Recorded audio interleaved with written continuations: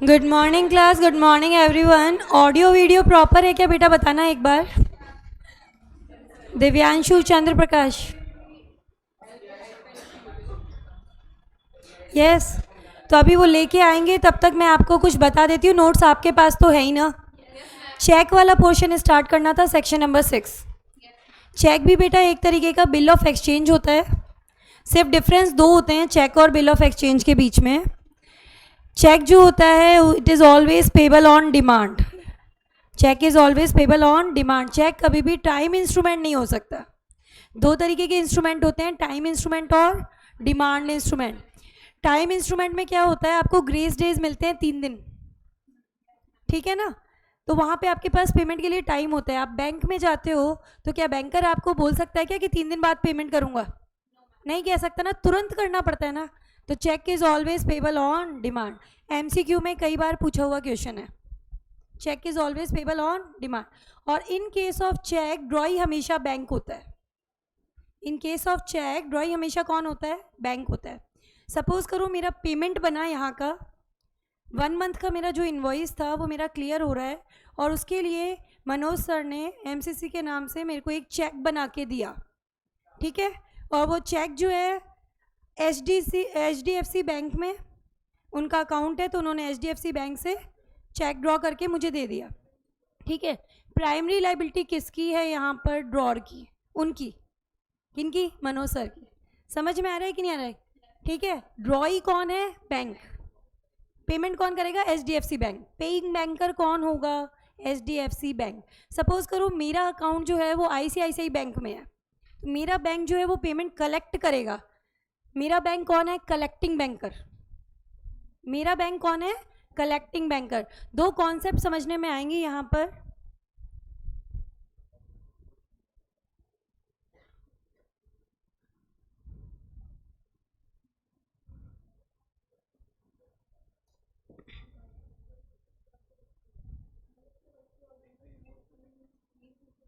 कौन से वाली?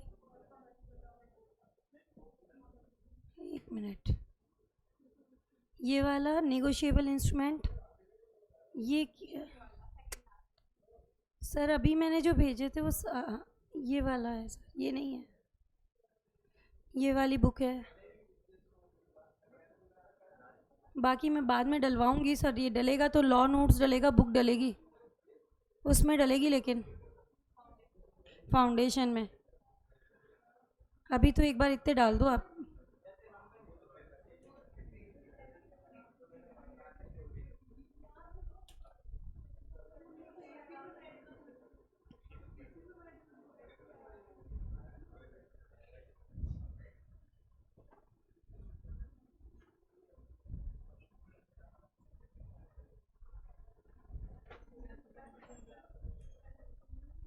सेक्शन 6 में चेक के बारे में बताया, bill of exchange drawn on a specified banker payable on demand. और इसमें दो वर्ड इंक्लूड किए बेटा, इलेक्ट्रॉनिक फॉर्म और ट्रंकेटेड चेक। इनको भी चेक की डेफिनेशन में लिया गया है। अब ये होते क्या हैं वो देखो। आपका चेक इन इलेक्ट्रॉनिक फॉर्म क्या होता है? It is not a paper cheque. ये इलेक्ट्रॉनिक फॉर्म में चेक है, और यहाँ पे फिजिकल सिग्नेचर नहीं होते। यहाँ पे सिग्नेचर भी कैसे होंगे? Digital signature. ऑनलाइन फॉर्म में चेक है ये आपका, कौन सा? Electronic cheque. और दूसरा क्या वर्ड यूज़ हो रहा है? Truncated cheque. जैसे मैंने बोला मनोज सर ने मुझे चेक बना के दिया, उनका अकाउंट किस में? एचडीएफसी बैंक में। और मेरा जो अकाउंट है वो कहाँ पर है? आईसीआईसीआई बैंक में। तो एचडीएफसी बैंक जो है वो पेमेंट करेगा मेरे बैंकर, कौन? आईसीआईसीआई बैंक को। तो एचडीएफसी बैंक हो गया तुम्हारा पेइंग बैंकर, और आईसीआईसीआई बैंक क्या हो गया? Collecting banker. तो जब ये चेक क्लियर होने जाता है, फिजिकल चेक ही है, इसमें सिग्नेचर कैसे आ रहे हैं? इंक में आ रहे हैं। फिजिकल चेक की बात कर रही हूँ, ठीक है। सर ने मुझे चेक बना के दिया, फिजिकल चेक है, उस पर सिग्नेचर आ रहे हैं। मैंने क्या किया, इस चेक को अपने अकाउंट में अपने बैंकर को दूंगी कि नहीं दूंगी, बताओ, ठीक है। अब वो पेमेंट कलेक्ट करेंगे, चेक जाएगा क्लियरिंग हाउस में। क्लियरिंग हाउस में क्या होता है भाई? आपका एचडीएफसी बैंक पेमेंट करेगा, और मेरा बैंकर जो है वो मेरे बिहाफ पर बैंक पेमेंट जो है वो कलेक्ट करेगा।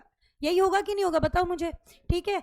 तो जब मेरा चेक क्लियर होने जाता है तो चेक की क्या होती है?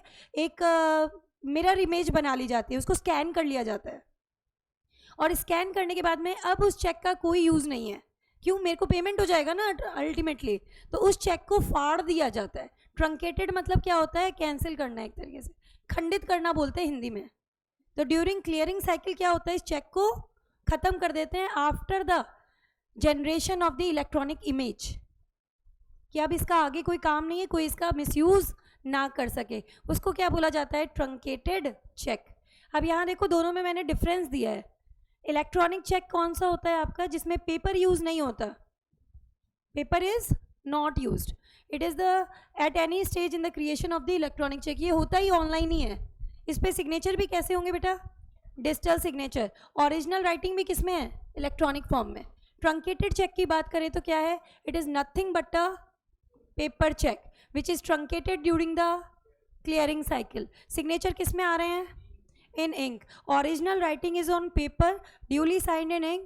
After the paper check is converted into electronic form, जैसे उसका पेमेंट होने जा रहा है तो उसकी क्या होगी?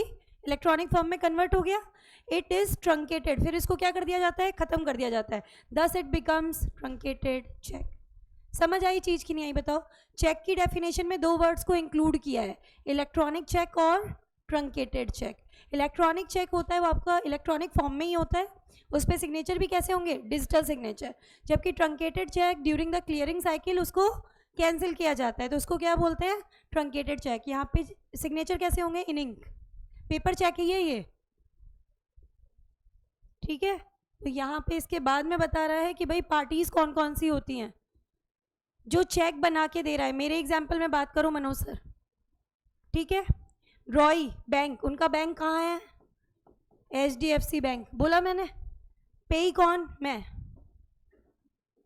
आई थिंक समझ आई चीज़ की नहीं आई बताओ? प्राइमरी लाइबिलिटी यहाँ पर किसकी होती है? मनोज सर की। Primary and conditional. समझ आई चीज़ की नहीं आई बताओ? तो ये हमने यहाँ पे लिया। इसके बाद में आ रहा है हमारा इसेंशियल्स ऑफ चेक। सारे सेम है एक्सेप्ट 2। पूरी करेक्टरिस्टिक किसकी? बिल ऑफ एक्सचेंज की। सिर्फ 2 आएगा, always drawn on a specified banker, always payable on demand. बाकी सारी मैच कर लो, सेम है जैसी कहाँ पड़ी थी? बिल ऑफ एक्सचेंज में। 2 चीज़ें एडिशनल है बस यहाँ पे, कि cheque is always payable on demand और ड्रॉई हमेशा बैंक होगा, ड्रॉई हमेशा बैंक होगा, always drawn on a specified banker. Cheque जो है 2 तरीके का दिया हुआ है बेटा, ऑर्डर चेक और बियरर चेक। जैसे लिखा हुआ है पे ए और हिज ऑर्डर, इसका मतलब या तो पेमेंट किसको दो? ए को, या ए जिसे कहे उसको दे दो। इंस्ट्रूमेंट कैसा है मेरा? Order check. पे बियरर मतलब जिसके पास इंस्ट्रूमेंट है उसी को पेमेंट कर दो, यानी होल्डर को कर दो जिसके पास पोजीशन है। बियरर चेक ट्रांसफ़र करना है तो कैसे कर सकते हो? Only by delivery. मैंने ये चेक आपको दे दिया, आपने किसी और को दे दिया, किसी ने किसी और को दे दिया, ये ट्रांसफ़र हो जाता है ओनली बाय डिलीवरी, क्योंकि जिसके पास है उसको पेमेंट कर देंगे, ठीक है। यहाँ पर क्या करना पड़ता है? 2 काम करने पड़ते हैं बेटा। एक तो करना पड़ता है एंडोर्समेंट और एक करनी पड़ती है डिलीवरी। जैसे याद करो, मैंने बताया था, लिखा हुआ है पे ए और हिज ऑर्डर, उसके बैक साइड में उसने लिख दिया ए ने पे बी और हिज ऑर्डर, और ए ने साइन कर दिए, ये क्या है? एंडोर्समेंट। और ये इंस्ट्रूमेंट उठा के किसको दे दिया? बी को दे दिया। अब ये ट्रांसफ़र हो गया, एंडोर्समेंट प्लस डिलीवरी। इसको ट्रांसफ़र करने का ये तरीका है। और बियरर में जिसके पास है उसका हो जाता है, तो उसको क्या कर दो? सिर्फ डिलीवरी दे दो और इंस्ट्रूमेंट तुम्हारा ट्रांसफ़र हो जाएगा। Crossing of cheque. चेक की क्रॉसिंग की बात करें, क्रॉसिंग क्यों की जाती है? Just for safety. ये एक इंस्ट्रक्शन है बैंकर को कि आपको इसका पेमेंट काउंटर पे नहीं करना। This cheque will be paid only through a banker. आप काउंटर पे इसका पेमेंट नहीं करोगे। चेक 2 तरीके के, open cheque, cross cheque. Open cheque वो है जो काउंटर पे जिसका पेमेंट ले सकते हो आप, और क्रॉस चेक वो है जिसका पेमेंट आपको काउंटर पे नहीं मिलेगा। It can be collected only through a banker.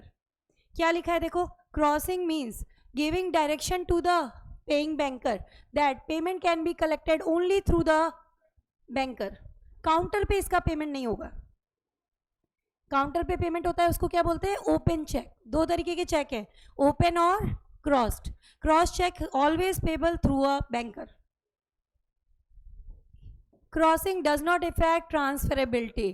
Crossing के बाद में ऐसा नहीं कि आप इंस्ट्रूमेंट ट्रांसफर नहीं कर सकते, आराम से कर सकते हो। एक क्रॉसिंग है जो निगोशिएबिलिटी रोक देगी, बाकी सारी क्रॉसिंग्स में आप कर सकते हो। अभी टाइप्स पढ़ेंगे अपन, ठीक है। क्रॉसिंग हो गई, इसका मतलब ये नहीं है कि इंस्ट्रूमेंट आगे ट्रांसफर नहीं हो सकता, इट कैन बी ट्रांसफर्ड। आगे क्या दिया है? कौन कौन क्रॉस कर सकता है? ड्रॉअर कर सकता है, होल्डर कर सकता है और बैंकर भी कर सकता है, ठीक है। अब देखो टाइप्स ऑफ क्रॉसिंग आ रही हैं। क्रॉसिंग आई थिंक थोड़ा आइडिया शायद हो आपको। देखो ये चेक है, चेक के लेफ्ट हैंड साइड पे दो पैरेलल लाइंस इस तरीके की खींची जाती हैं, दिस इज क्रॉसिंग। अगर मैंने इसके बीच में किसी का नाम नहीं लिखा, कोई बैंक का नाम नहीं लिखा हुआ, then this cheque payment can be collected through any bank. किसी भी बैंक के थ्रू पेमेंट कलेक्ट हो सकता है। इसको क्या बोलेंगे? General crossing. जनरल क्रॉसिंग, किसी बैंक का नाम नहीं लिखा हुआ है तो ये क्या होती है तुम्हारी? General crossing. एक सेकेंड इधर देखो, टू पैरेलल ट्रांसवर्स लाइंस आती हैं। Banker on whom it is drawn shall not pay it otherwise than to a banker. और वो बैंकर कोई भी हो सकता है क्योंकि मैंने बैंक का नाम नहीं लिखा है। स्पेसिमेन बनाना है तो बना लो छोटा सा अपने समझने के लिए कि ये आपका चेक है, क्रॉसिंग हुई और मैंने बीच में किसी बैंक का नाम नहीं लिखा है, तो ये कैसी हो गई तुम्हारी? General crossing. क्रॉसिंग तो कर दी ना, पेमेंट तो आएगा सिर्फ बैंक के थ्रू। अब वो कोई भी बैंक हो सकता है, ठीक है ना। अब जैसे मेरा अकाउंट मैंने बोला आईसीआईसीआई बैंक में है क्रॉसिंग करी, बैंक का नाम नहीं लिखा, तो किसी भी बैंक के थ्रू पेमेंट कलेक्ट कर सकते हैं। लेकिन अगर मैंने यहाँ आईसीआईसीआई लिख दिया होता तो now the payment can be collected only through ICICI bank. अब स्पेसिफाई कर दिया बैंक, तो हमारी दूसरी क्रॉसिंग आ जाएगी, कौन सी? Special crossing. यहाँ पे क्या करेंगे? Name of the bank is given, only specified bank can collect the payment. मैंने इस बार चेक में क्या किया है बेटा? यहाँ पे मैंने लिख दिया ICICI। Now the payment can be collected only through ICICI bank. समझ आई चीज की नहीं आई? बताओ बेटा।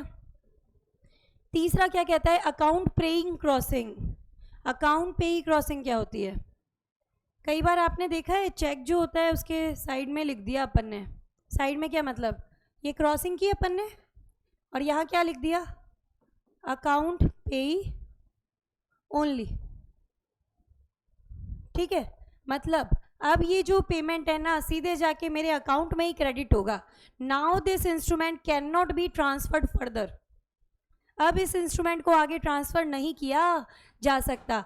ये अकाउंट पे ही क्रॉसिंग करने का मतलब क्या है? Restricts the negotiability. अब ये इंस्ट्रूमेंट आगे ट्रांसफर नहीं होगा, सीधे अकाउंट में जाके पैसे क्रेडिट हो गए, इंस्ट्रूमेंट खत्म। समझ रहे हो ना बात? तो अब ये आगे ट्रांसफर नहीं हो सकता। क्या लिखा है? Credit amount only to the account of the payee, restricts the नेगोशिएबिलिटी।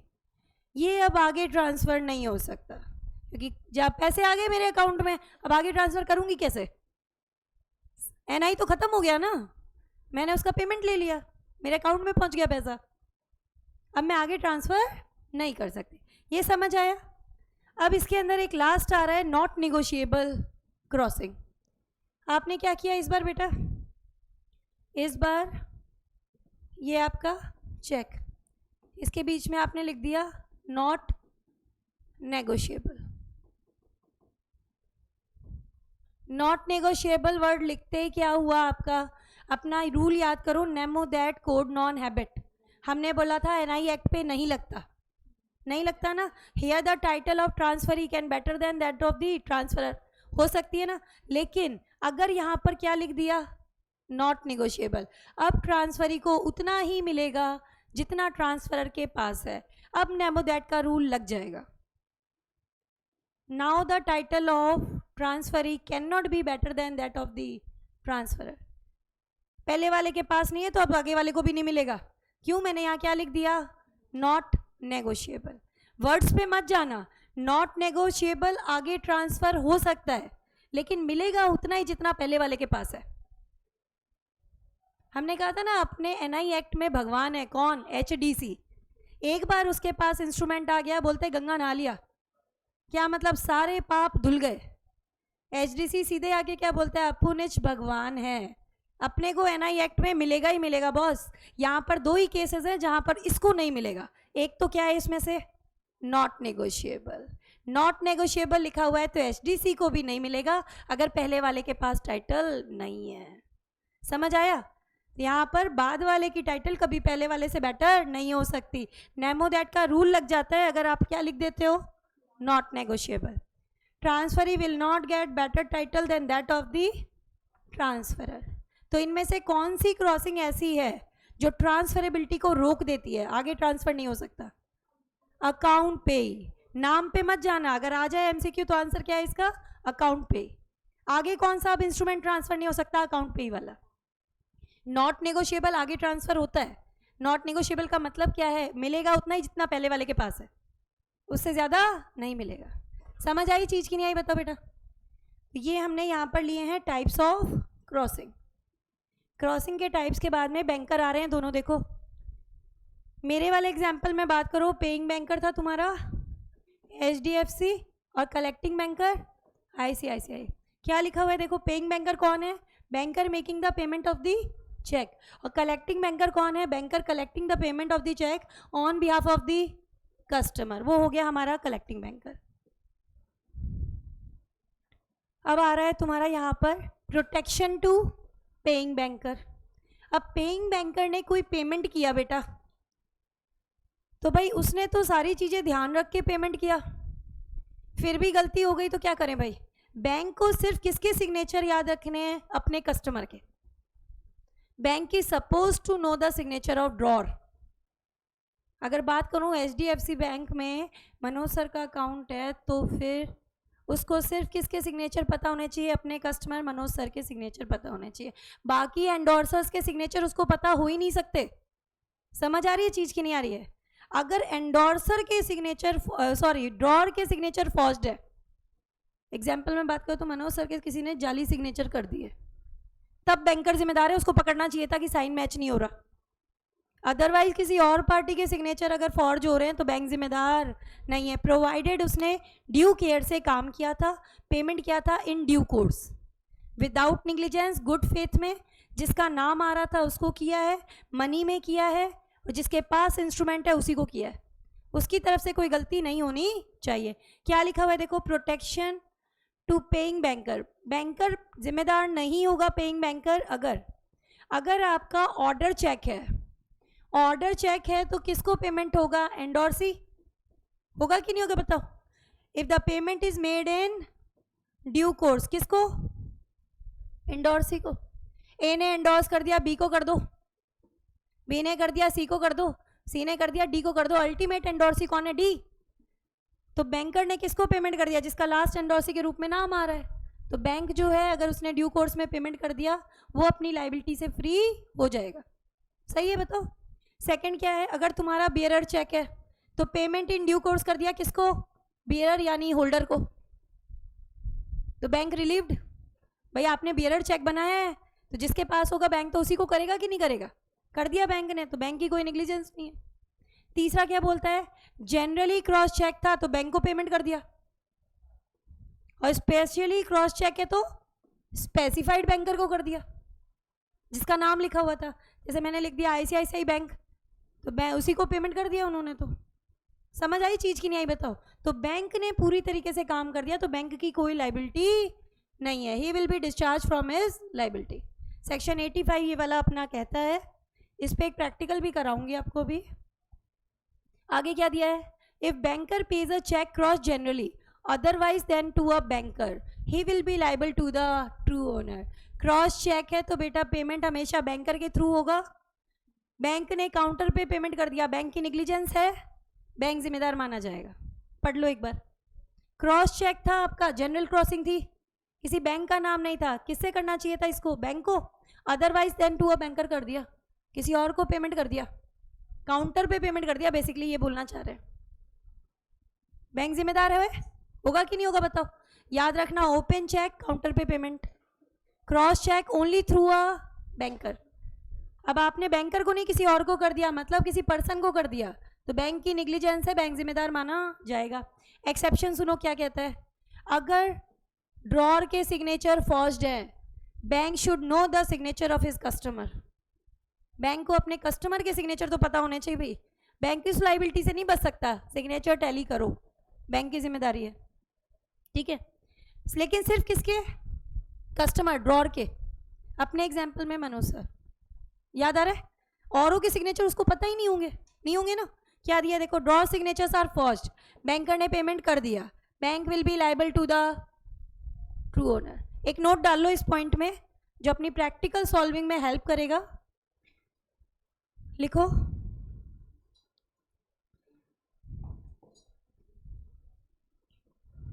Bank is liable only, bank is liable only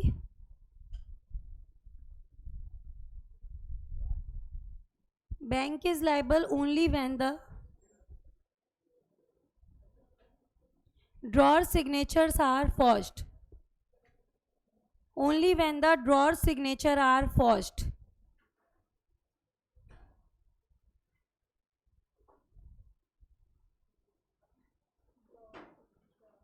Bank is not supposed to know, bank is not supposed to know, bank is not supposed to know the signature of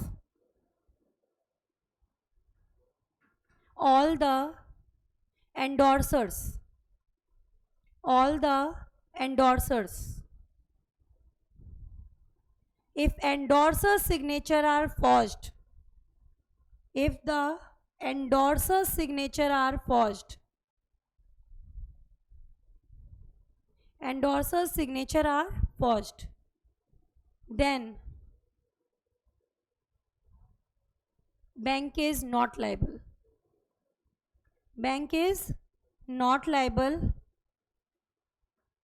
if he makes payment in due course, if he makes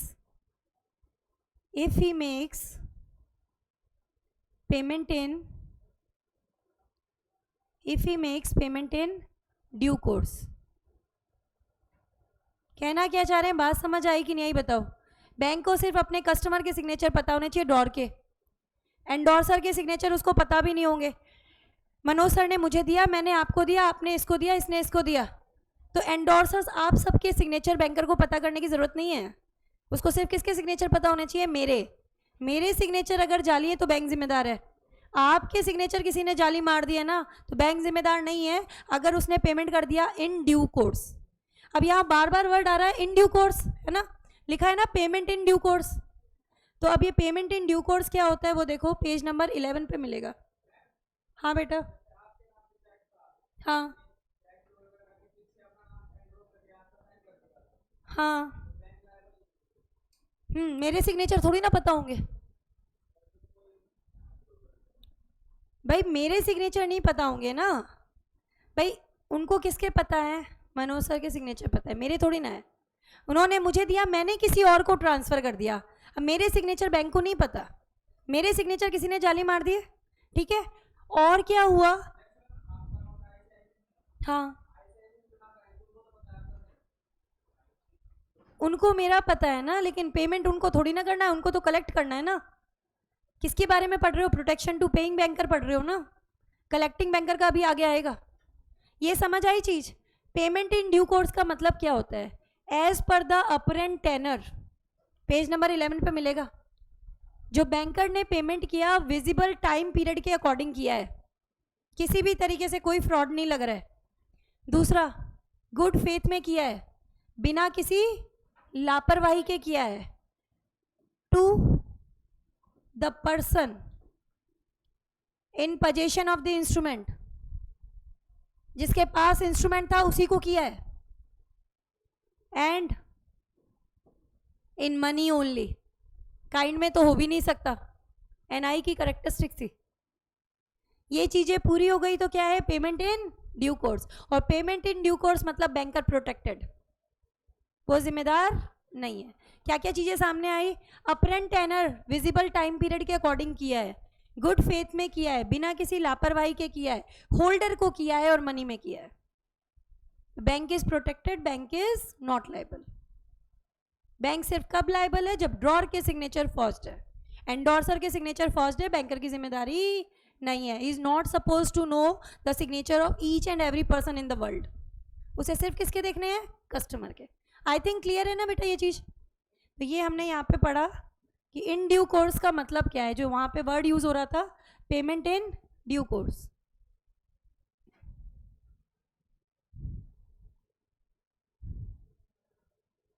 आगे आ गया protection to collecting banker. अब मेरे banker को क्या protection मिलेगा वो देखो, ठीक है। कई बार बैंक्स क्या करते हैं, अपने कस्टमर के बिहाफ पे पेमेंट कलेक्ट करते हैं, कि कोई ट्रांजैक्शन हुआ उसके बदले में वो पेमेंट कलेक्ट कर रहे हैं, तो they are acting as a collecting banker, उनको भी प्रोटेक्शन मिलता है। Banker receive the payment of what? Cross cheque. अगर चेक क्रॉस्ड है ना तो वैसे भी बंदा पकड़ा जाएगा, क्योंकि ट्रांजैक्शन किसके थ्रू रूट हो रहा है? बैंक के थ्रू हो रहा है, तो आप वैसे भी पकड़ सकते हो, वहां पे फ्रॉड है ना। तो देखो कैसा चेक का पेमेंट कलेक्ट किया उसने? क्रॉस चेक का।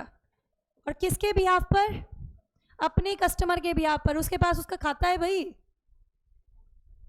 अकाउंट खुला हुआ है उसका उस बैंक में, कस्टमर के बिहाफ पे किया है। और कैसे? गुड फेथ में, विदाउट नेग्लिजेंस। तो ये भी प्रोटेक्टेड है, इसकी भी कोई गलती नहीं है, इस पे भी कोई लाइबिलिटी नहीं आएगी। कल को कोई प्रॉब्लम हो जाए तो ये बैंक भी जिम्मेदार नहीं है। किसको प्रोटेक्शन दे रहे हैं? कलेक्टिंग बैंकर को। यहाँ पे क्लियर है क्या? बताओ, दोनों बैंक्स को प्रोटेक्शन दिया है कि भाई ये इनकी अगर लापरवाही नहीं है तो ये जिम्मेदार नहीं है। आगे आ रहा है तुम्हारे दो वर्ड्स, अभी तो मैं एक ही बताऊंगी, कौन सा? एक्सेप्टर। एक्सेप्टर फॉर ऑनर बाद में लेंगे, पहले क्या आ रहा है? एक्सेप्टर। बिल ऑफ एक्सचेंज याद करो, ड्रॉर, ड्रॉई, पेई। ड्रॉई को ही क्या बोलते हैं? एक्सेप्टर। जब ड्रॉई एक्सेप्ट कर लेता है, अपने साइन कर देता है और उसकी डिलीवरी होल्डर को दे देता है, that time he becomes acceptor and he becomes liable, तभी वो जिम्मेदार होता है। लेकिन ये एक्सेप्टेंस कैसी होनी चाहिए? अनक्वालिफाइड। अगर आपने एक्सेप्टेंस में शर्त लगाई है और अगर कोई पार्टी उससे सहमत नहीं है तो वो पार्टी डिस्चार्ज। देखो मैं पहले यहां तक लो, चलो। ड्रॉई ने अपने क्या किए? बिल पे साइन कर दिए और किसको डिलीवरी दे दी? होल्डर को। वो क्या बन गया? अब ड्रॉई एक्सेप्टर, और अब वो जिम्मेदार हो गया। एक्सेप्टेंस कैसी होनी चाहिए? अनक्वालिफाइड। ये आपने कॉन्ट्रैक्ट एक्ट में भी पढ़ा था, एक्सेप्टेंस शुड बी अनक्वालिफाइड, मतलब अनकंडीशनल होनी चाहिए। लेकिन एक केस दिया हुआ है कि अगर एक्सेप्टेंस में शर्त लगी हुई है, जैसे मान लो मैंने कहा था कि भाई पे मिस्टर ए ₹10,000 और ड्रॉई कहता है आई एम रेडी टू पे 7,000, ठीक है। अब वो क्या शर्त लगा दी ना एक तरीके से, भाई मैं पूरा नहीं दे पाऊंगा, मैं तो 7,000 दे पाऊंगा, 7,000 के लिए कहो तो एक्सेप्ट कर लूँ। अब भाई अपने होल्डर के ऊपर है कि उसको कोई प्रॉब्लम तो नहीं है। अगर होल्डर बोलता है मुझे कोई दिक्कत नहीं है, भाई ठीक है। लेकिन अगर वो प्रॉब्लम उठाता है कि भाई नहीं ये तो सही नहीं है, भाई मुझे तो 10,000 के लिए एक्सेप्टेंस चाहिए, तो बिल हो जाएगा dishonour due to non acceptance. Bill हो जाएगा dishonour due to non acceptance. लेकिन अगर वो कहता है मुझे कोई दिक्कत नहीं है, मैं तो 7,000 के लिए एक्सेप्ट कर लो, ठीक है। तो यहाँ पर जो बंदा इस चीज से एग्री नहीं करता, जैसे मान लो ए ने इंस्ट्रूमेंट दिया बी को, बी से गया सी को, सी से गया डी को, डी हमारा होल्डर है, ठीक है। ये गया किसके पास? ड्रॉई के पास। ड्रॉई सपोज करो है एक्स, एक्स कहता है कि मैं तो एक्सेप्ट करूंगा ओनली फॉर ₹7,000। हमारा होल्डर बड़ा दिलदार है, कहता है कोई बात नहीं भाई 7,000 के लिए एक्सेप्ट कर लो, ठीक है। अब भाई बी और सी में से इसको कंसेंट लेनी पड़ेगी इन लोगों की, ए को भी बताना पड़ेगा कि भाई 10,000 के लिए एक्सेप्ट नहीं कर रहा, कितने के लिए कर रहा है? 7,000 के लिए। और अगर बी बोलता है मुझे ऑब्जेक्शन है भाई, और फिर भी ये एक्सेप्ट कर लेता है, तो जो पार्टी एग्री नहीं कर रही वो रिलीव हो जाएगी।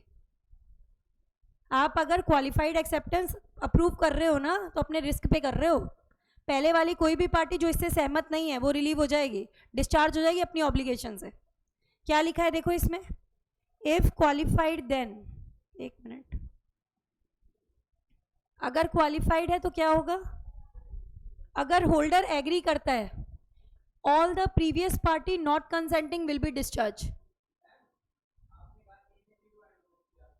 ए ने बी को इंस्ट्रूमेंट बना के दिया, पहला तो बना के ही देगा ना, बी ने सी को एंडोर्स किया, सी ने डी को किया, नहीं जरूरी नहीं होता, बाद में भी हो सकता है। आपको जो है ना एक्सेप्टेंस के लिए कितना समय मिलता है, 48 घंटे, ड्रॉई को कितना समय मिलता है, 48 आवर्स, उससे पहले आप इसे ट्रांसफर कर सकते हो। भाई अल्टीमेटली लाइबल पार्टी तो ए है ना, नहीं होगा तो हम तो उसे डिसऑनर मान के किससे पैसे मांग लेंगे, ए से मांग लेंगे। तो ऐसा केस नहीं है कि आप उसे उससे पहले निगोशिएट नहीं कर सकते, कर सकते हो। जो पहले वाली पार्टी कंसेंट नहीं रखती है किससे, क्वालिफाइड एक्सेप्टेंस है, वो डिस्चार्ज हो जाएगी। वो कहती भाई 7,000 के लिए क्यों किया, 10,000 पूरे मिलते, ए से बोलते आपको क्वालिफाइड एक्सेप्टेंस नहीं चाहिए थी हमें। तो दूसरा क्या बोला, होल्डर अगर एग्री नहीं करता हमारा तो क्या होगा, बिल हो जाएगा dishonour due to non acceptance. भाई होल्डर के ऊपर है, होल्डर अगर एग्री करता है तो जो पहले वाली पार्टी इससे सहमत नहीं है वो डिस्चार्ज हो जाएंगी। होल्डर एग्री नहीं करता तो बिल ही डिसऑनर हो जाएगा ड्यू टू नॉन एक्सेप्टेंस। क्यों, क्योंकि ड्रॉई उसे एक्सेप्ट नहीं कर रहा, क्वालिफाइड एक्सेप्टेंस हमें चाहिए नहीं, bill will be dishonour due to non acceptance. ये कॉन्सेप्ट बाद में लेंगे, एक्सेप्टर फॉर ऑनर। अभी कहाँ पे आ रहे हैं अपन, होल्डर।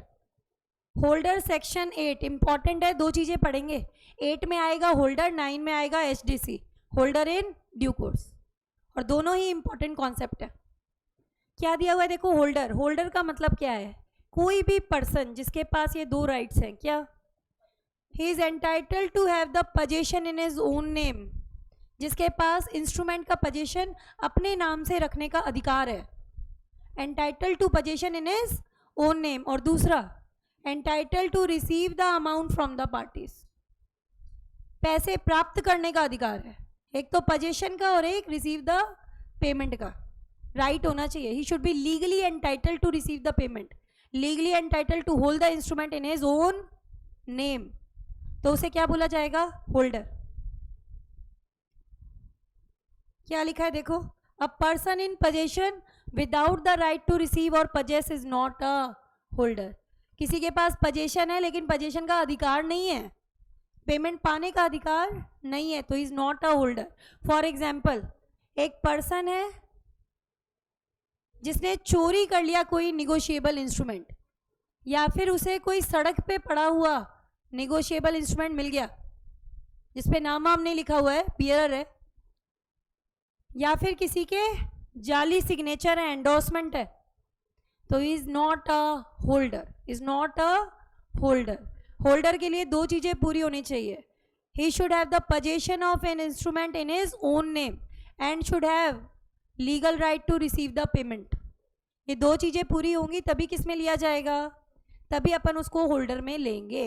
किसी को चोरी का चेक मिला है, रास्ते में पड़ा हुआ चेक मिला है, किसी के जाली सिग्नेचर आ रहे हैं, तो उसके थ्रू अगर किसी को इंस्ट्रूमेंट प्राप्त हुआ है, is not a holder. Even agent होता है ना, एजेंट, एजेंट भी आपका होल्डर नहीं होता है। प्रिंसिपल ने, एक एग्जाम्पल से समझते, देखो प्रिंसिपल ने अपने एजेंट से बोला कि एक कस्टमर है सी, उससे जाकर के 2 करोड़ रुपए का माल बेचा है, वो रिकवर करके लिया। अब एजेंट गया हमारा किसके पास, कस्टमर के पास, कस्टमर ने पैसे देने से मना कर दिया। अब हमारा ये एजेंट रोता हुआ किसके पास जाएगा, प्रिंसिपल के पास। He can not sue in his own name, agent जो है अपने नाम से केस फाइल नहीं कर सकता, किसके पास जाएगा, प्रिंसिपल के पास। फिर केस कौन फाइल करेगा, प्रिंसिपल करेगा। Agent is not entitled to receive the payment in his own name, वो किसके भी आप पे कर रहा है, प्रिंसिपल के भी आप पे कर रहा है। Agent can not sue, holder can not sue, holder in due course case file कर सकता है। एक लाइन लिख लेना, holder can not sue, holder can not sue, holder case file नहीं कर सकता, HDC कर सकता है। होल्डर इन ड्यू कोर्स आगे आएगा ना 9 वाला, वो कर पाएगा। Holder can not sue, agent holder तो होता है, इंस्ट्रूमेंट तो आ जाएगा उसके पास, लेकिन नहीं कर सकता, केस फाइल एजेंट अपने नाम से नहीं कर सकता। HDC करते हैं, उसके बाद में 1-2 क्वेश्चन देखेंगे। होल्डर इन ड्यू कोर्स, हाँ नाम नहीं है तो उसके अंदर उसके पास उसे पाने का राइट नहीं है, इज नॉट अ होल्डर। अगर वो गलत तरीके से रिसीव कर भी लेता है तो बंदा जो ओरिजिनल ओनर है केस फाइल करके उससे रिकवर कर सकता है अगर ट्रेस हो जाए तो। ये बात कह रहे हैं यहाँ पर। क्या लिखा है देखो, HDC आ गए भगवान जी भाई।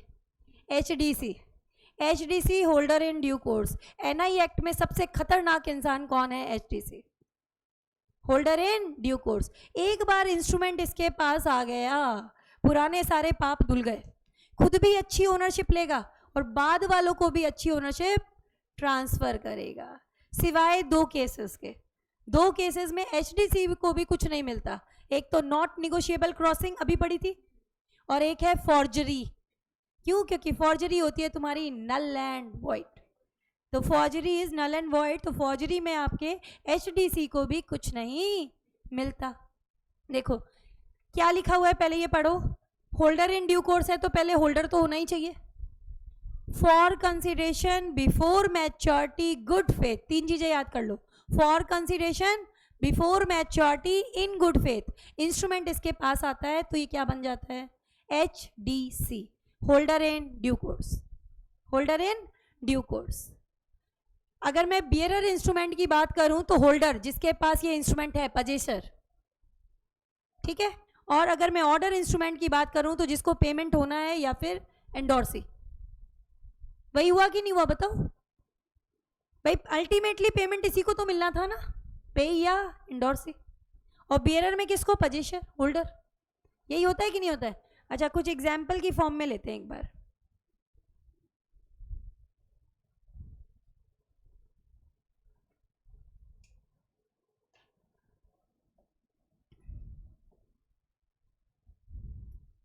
ब्लैक कलर नहीं चाहिए मुझे। एक फादर ने अपनी डॉटर को 10,000 रुपए का चेक बना के दिया एज अ बर्थडे गिफ्ट, ठीक है, दे सकते हैं। अब मुझे बताओ डॉटर होल्डर है या नहीं है? फादर ने एज अ गिफ्ट दिया किसको? डॉटर को, ठीक है। अब बताओ entitle to position in his own name है या नहीं है? बताओ, रख सकती है, ठीक है। Entitle to receive the payment also. She is holder, she is holder but not a holder in due course. क्यों? कंसिडरेशन नहीं है यहाँ पे, नहीं है ना। अब क्या हुआ? डॉटर ने किसको ट्रांसफर कर दिया? ए को, ठीक है। ए से ये instrument bye way of fraud किसने ले लिया? बी ने। बी ने कुछ सामान खरीद रखा था सी से, कितने का? 10,000 रुपए का। अब बी ने फॉर कंसिडरेशन ये ट्रांसफर कर दिया किसको? सी को। आ गए भगवान जी। Before maturity in good faith for consideration, instrument acquire किया है किसने? सी ने। देखा जाए तो बी की टाइटल डिफेक्टिव थी, इंस्ट्रूमेंट किसके थ्रू था? Bye fraud. था कि नहीं था बताओ? अब ये क्या करेगा? सी, डिफेक्टिव टाइटल रिपेयर्ड, इसके पास इंस्ट्रूमेंट आ गया, मतलब सारे पाप धुल गए, अच्छी ओनरशिप मिलेगी, इसे तो पैसे मिलेंगे। अब आगे सुनो, सी ने ट्रांसफर कर दिया डी को, डी ने ट्रांसफर कर दिया ई को, इनको भी अच्छी ओनरशिप मिलेगी, खुद भी अच्छी ओनरशिप लेगा और बाद वाली सारी पार्टीज को अच्छी ओनरशिप देगा। कोई भी इनमें से बंदा ये नहीं कह पाएगा that originally the instrument was void, it was without consideration. नहीं कह पाएगा। क्यों नहीं कह पाएगा? क्योंकि आप पढ़ोगे HDC का प्रिजम्पशन है, HDC जो है ना उसके पास इंस्ट्रूमेंट आ गया, then no person can deny the validity of the instrument. कोई भी नहीं कह पाएगा कि इंस्ट्रूमेंट ओरिजिनली वॉइड था, इट वाज विदाउट कंसिडरेशन। बिना कंसिडरेशन वाले वॉइड होते हैं ना, ठीक है। तो कोई कह नहीं पाएगा, इनमें से किसी की भी कोई दुहाई नहीं चलेगी। इसके पास इंस्ट्रूमेंट आते ही क्या हो गया? Pure, he will get good title. समझ आई चीज की नहीं आई बताओ? अब सुनो केस क्या है भाई। रिपेयर करने के लिए कुछ टाइटल तो होनी चाहिए ना, जिसको रिपेयर करोगे। रिपेयर करने के लिए कुछ ना कुछ होना चाहिए जिसको आप रिपेयर करोगे। यहां पर टाइटल थी ना। अब सुनो, यही एग्जाम्पल अगर मैं इस तरीके से लूं, ए ने बी को दिया एज अ गिफ्ट, बी ने दिया सी को एज अ गिफ्ट, सी से ये इंस्ट्रूमेंट किसी तरीके से हासिल किया डी ने bye way of anything, fraud word जो भी लिया इसने, ठीक है। अब क्या हुआ, डी ने इसके ऊपर क्या कर दी, जाली सिग्नेचर मारे हैं, किसके, सी के, और खुद के नाम ट्रांसफर किया। अब क्या किया, इसे कुछ गुड्स ले रखे थे, कितने के, सपोज करो 10,000 रुपीज के गुड्स खरीदे थे इसने ई से, फॉर कंसिडरेशन ट्रांसफर कर दिया किसको, ई को। अब ई हमारा फॉर कंसिडरेशन ले रहा है, बिफोर मैच्योरिटी ले रहा है, गुड फेथ में ले रहा है, फिर भी इसको कुछ नहीं मिलेगा बेचारे को। क्यों भाई, रिपेयर करने के लिए कुछ तो होना चाहिए ना। शॉप पे जाओगे तो मोबाइल दोगे तो वो रिपेयर करेगा ना, वहां पर डिफेक्टिव टाइटल थी जिसको उसने रिपेयर कर दिया, लेकिन फॉर्जरी में तो देयर इज नो टाइटल। समझ आई बात कि नहीं आई, forgery is null and void, it does not give any title to anyone. तो अब यहां पर कैसे इसको रिपेयर करे, नहीं कर सकता। तो यहां पर हमारे एचडीसीजी को भी कुछ नहीं मिलेगा। क्लियर है क्या, लिख लो, बहुत इंपॉर्टेंट चीज है और क्वेश्चन में बहुत हेल्प करेगी आपके, लिख लो। In two cases, in two cases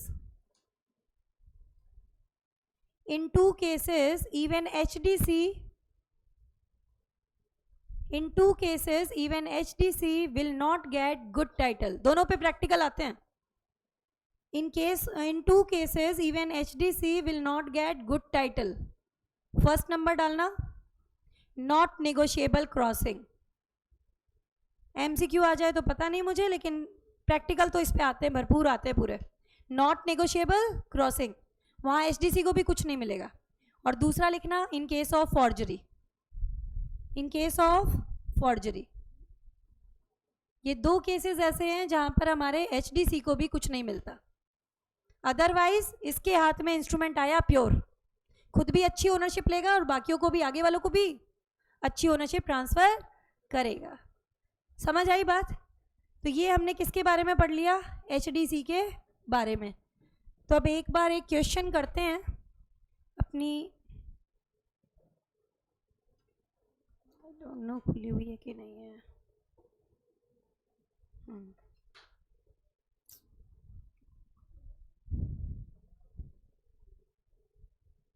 P2 P3 होगी ना,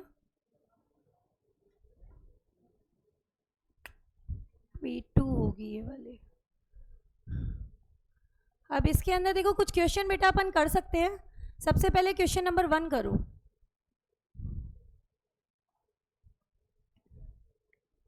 आपको बताना है कि इनमें ये होल्डर है या नहीं है, ठीक है। Start with the point number 1 और लॉजिक बताते जाना मुझको। बाय वे ऑफ गिफ्ट एक इंस्ट्रूमेंट मिला है, होल्डर है या नहीं है, है। क्यों, because entitle to position in his own name, entitle to receive the payment also. तो फर्स्ट केस में होल्डर है, तो आंसर विल बी यस। अब सेकंड पढ़ना, A is payee of the cheque prohibited by the court from receiving the amount. बोलो holder है या नहीं है, नो। पोजीशन तो है लेकिन no right to receive the payment, नहीं है ना। तो सेकंड कंडीशन पूरी नहीं हुई, इज नॉट एन होल्डर। तीसरे पे आ जाओ, चेक पड़ा हुआ मिला है,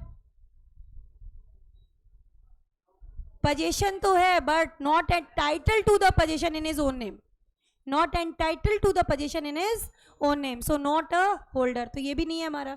अब बोलो agent, agent has no right to sue in his own name, is not a holder. Agent has no right to sue in his own name, he is not a holder. Last बोलना, चोरी किया इस बार और signature मारे जाली, not a holder, not entitled to position and even not entitled to receive the amount. Clear है क्या, बताओ। तो ये इस तरीके का एक क्वेश्चन यहाँ दिया था, थोड़ा कॉन्सेप्ट क्लैरिटी के लिए। उसके बाद में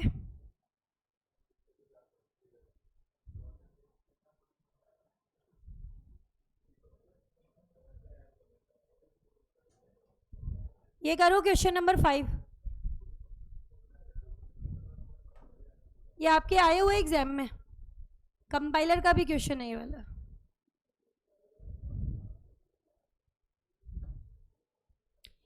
भाई बाय वे ऑफ गिफ्ट एक इंस्ट्रूमेंट मिला है तो भाई होल्डर इन ड्यू कोर्स है क्या? नहीं है। फॉर कंसीडरेशन होना चाहिए ना होल्डर इन ड्यू कोर्स, ये तो विदाउट कंसीडरेशन है। अच्छा आप ये बताओ, is B entitle to 11,000 from the bank? Yes, holder तो है ही ना, होल्डर तो है ही ना, entitle to receive the payment from the bank. Clear है ना? होल्डर है लेकिन होल्डर इन ड्यू कोर्स नहीं है। होल्डर इन ड्यू कोर्स के लिए फॉर कंसीडरेशन होना जरूरी होता है। क्या 11,000 रुपीज रिकवर तो करने का राइट है ही ना, गिफ्ट के रूप में मिला है तो पैसे रिकवर तो कर ही सकता है, होल्डर तो है ही। Entitle to position, entitle to receive the amount, but क्यों नहीं है एचडीसी? क्योंकि फॉर कंसीडरेशन नहीं था। ठीक है,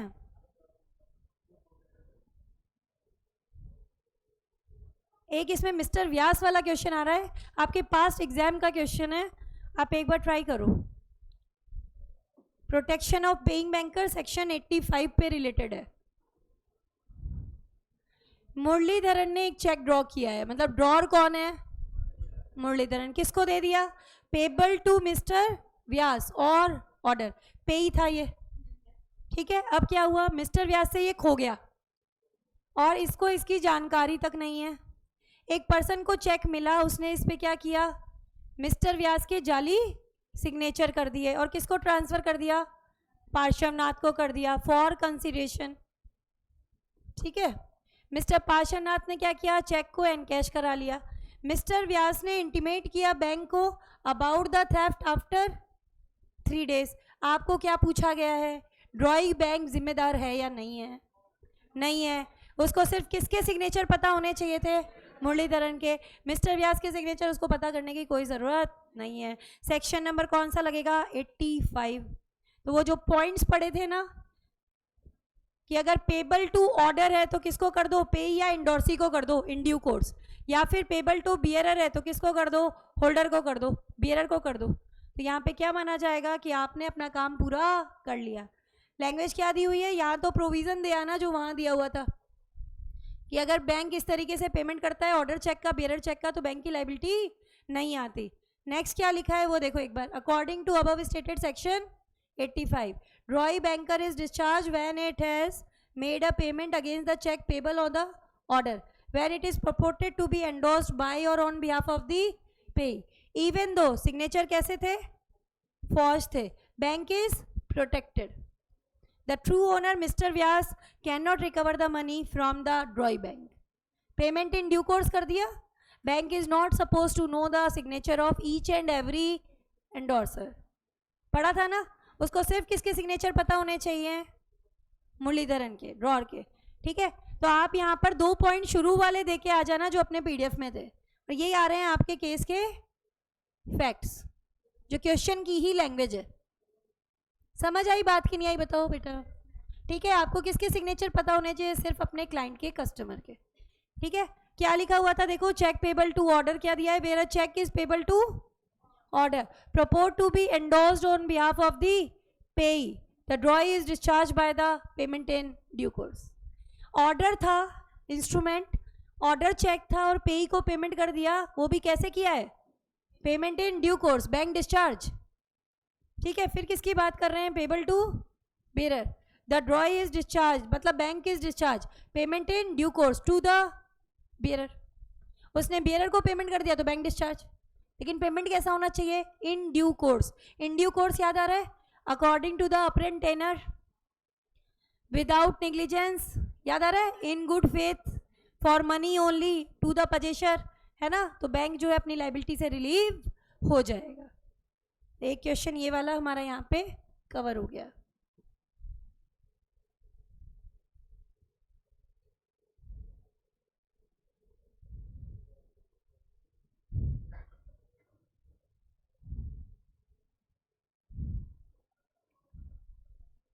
holder in due course is entitle to the following privileges. अब एचडीसी को हमारे क्या क्या अधिकार मिलेंगे वो पढ़ने जा रहे हैं। एक बार इसके पास इंस्ट्रूमेंट आ गया, मतलब जितने भी पुराने पाप थे वो सारे धुल गए, यही पढ़ा था अपन ने। तो इसके अंदर तुम कौन से पढ़ चुके हो पहले तो वो टिक लगा लो। तुमने पढ़ लिया point number 5, in case of original validity of the instrument is denied. कोई भी पार्टी ये नहीं कह सकती कि इंस्ट्रूमेंट वैलिड नहीं था। आप याद करो, विदाउट कंसीडरेशन है, वॉइड होता है ना, बट कोई भी पार्टी एचडीसी के सामने ये नहीं बोल पाई कि it was without consideration void.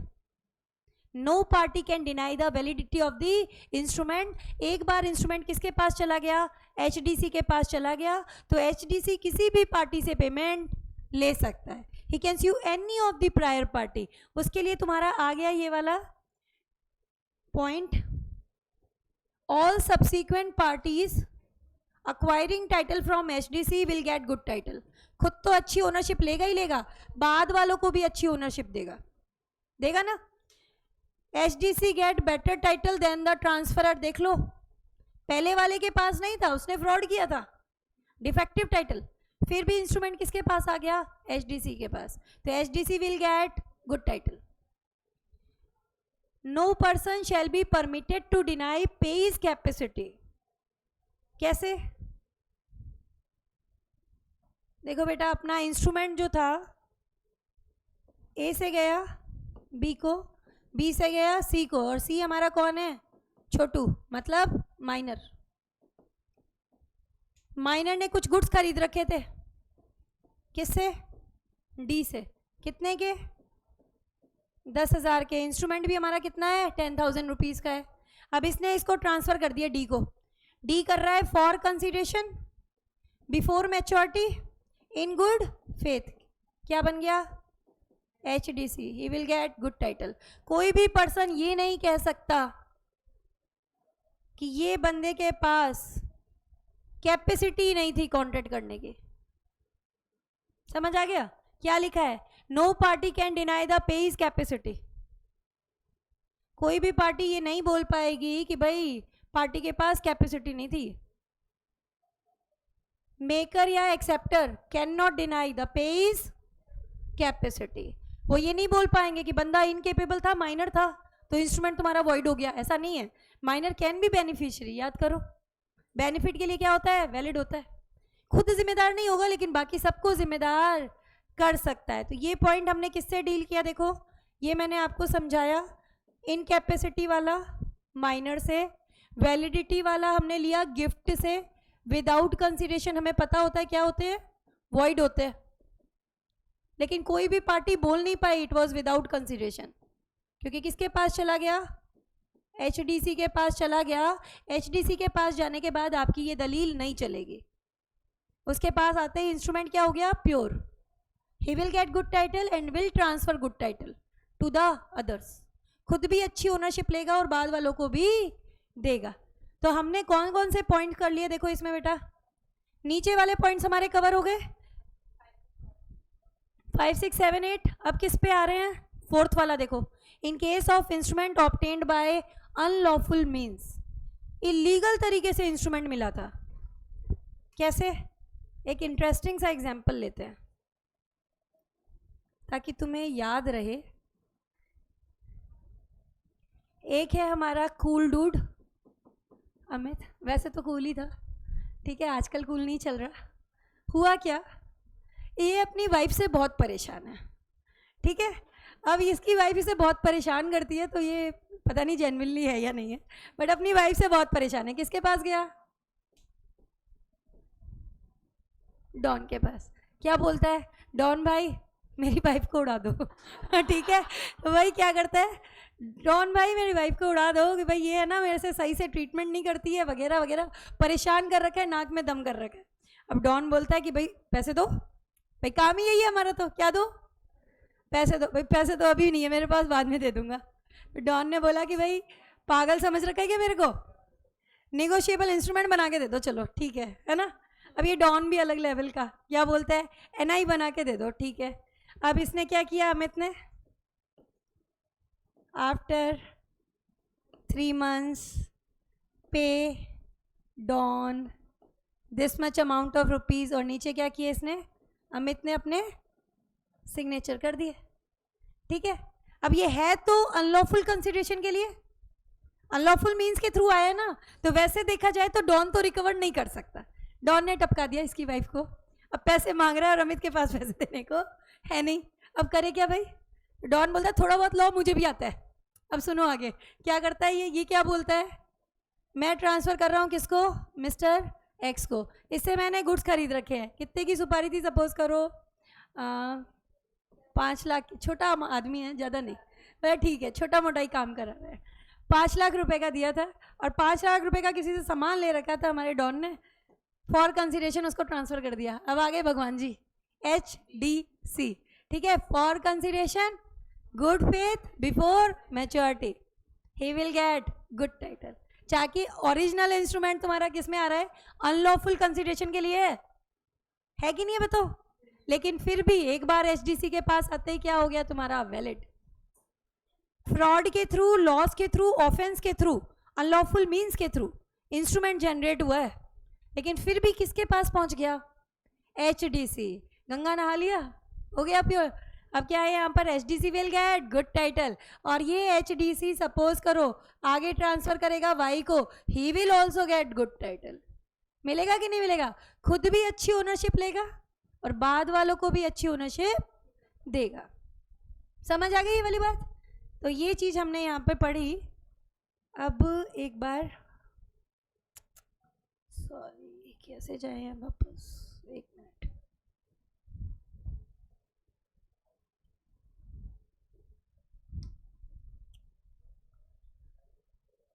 ये वाला समझ आ गया क्या? अनलॉफुल मीन्स के थ्रू है तो भी क्या है, हमारे HDC को अच्छी ओनरशिप ट्रांसफर होगी। फिर आया इन केस ऑफ कंडीशनल इंस्ट्रूमेंट और एस्क्रो, कि मतलब कंडीशनल है, जैसे A ने B को इंस्ट्रूमेंट दिया और बोला कि भाई पैसे तुम्हें तभी मिलेंगे when the goods arrive at the Bombay harbour, condition डाल दी। B ने बोला ठीक है भाई, B ने आगे C को दे दिया, ट्रांसफ़र कर दिया, C ने कर दिया D को। D है अगर HDC, D को कोई फर्क नहीं पड़ता कि गुड्स अराइव हुए बॉम्बे हार्बर पे या नहीं हुए, एक बार इसके इंस्ट्रूमेंट हाथ में आ गया, becomes pure, he will get good title, चाहे पहले वाले के पास ओनरशिप हो या ना हो। समझ आई चीज़ की नहीं आई बताओ? क्या लिखा हुआ है देखो, in case of conditional instrument और एस्को, पे ए और his order sum of rupees इतना, इंस्ट्रूमेंट दिया और कंडीशन लगा दी साथ में। क्या कंडीशन लगाई भाई, पेमेंट लेकिन तभी मिलेगा, कब मिलेगा, जब गुड्स अराइव कर देंगे बॉम्बे हार्बर पे। अब भाई हमारे HDC को कोई लेना देना नहीं है कि आपके बीच में क्या डिसाइड हुआ था, उसके हाथ में इंस्ट्रूमेंट आ गया मतलब उसको तो पेमेंट मिलेगा, ही विल गेट गुड टाइटल। उसको नहीं फर्क पड़ता कि आपने क्या कंडीशन लगाई थी। इन case of fictitious bill, fictitious bill के केस में क्या होगा, फिक्टिशियस मतलब क्या होता है, इमेजिनरी, जो बंदा रियलिटी में एग्जिस्ट करता ही नहीं है। हाँ,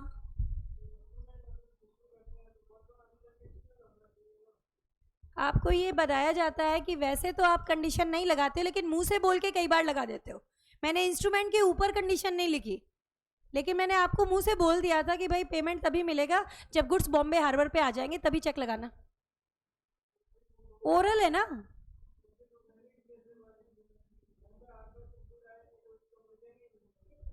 इसने एक कंडीशन लगा दी कि भाई बॉम्बे हार्बर पे गुड्स आएंगे ना तभी पेमेंट रिसीव कर पाओगे। बॉम्बे हार्बर पे गुड्स तो आए नहीं, लेकिन इंस्ट्रूमेंट आगे ट्रांसफ़र हो गया। NI है ना, NI तो ट्रांसफ़र तो कर ही सकते हैं ना। ट्रांसफ़र होकर के किसके पास चला गया, HDC के पास। उसको फ़र्क नहीं पड़ता गुड्स आए या नहीं आए, उसको तो पेमेंट चाहिए मिलेगा। पहले वाले का यहाँ पे रूल लगता ही नहीं, यहाँ पर पहले वाले के पास ओनरशिप नहीं भी हो तो भी बाद वाले को मिलती है। नेमो दैट का एक्सेप्शन है HDC। मैंने बोला ना पुराने सारे डिफेक्ट धुल जाते हैं, एक बार किसके पास आ गया, HDC के पास आ गया। क्या पॉइंट ले रहे थे बेटा, फिक्टिशियस वाला।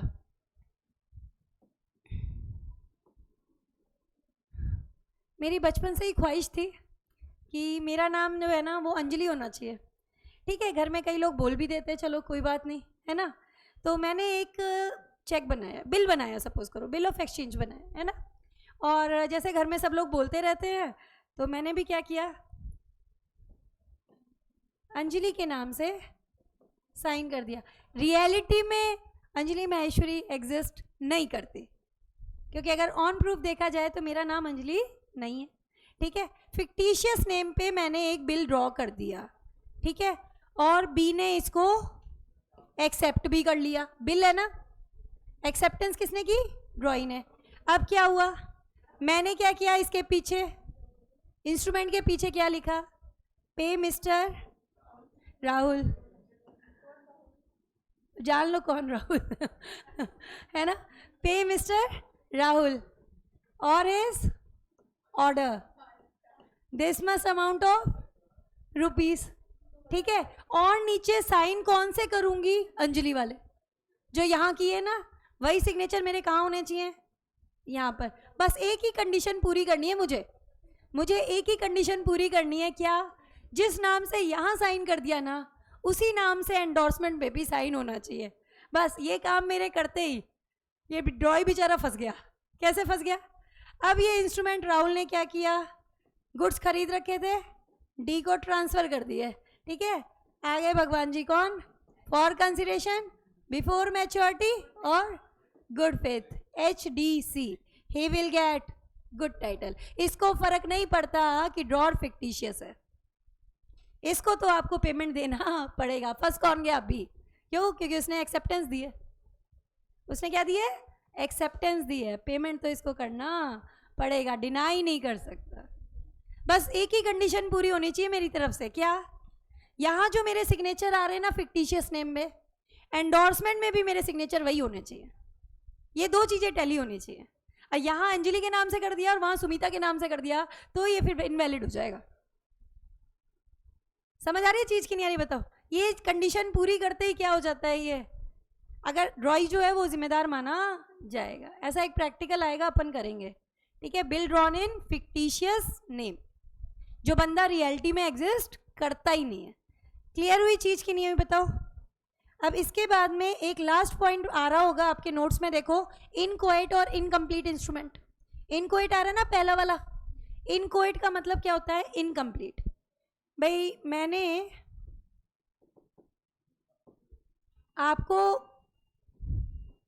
आपसे गुड्स खरीदे हैं, सपोज करो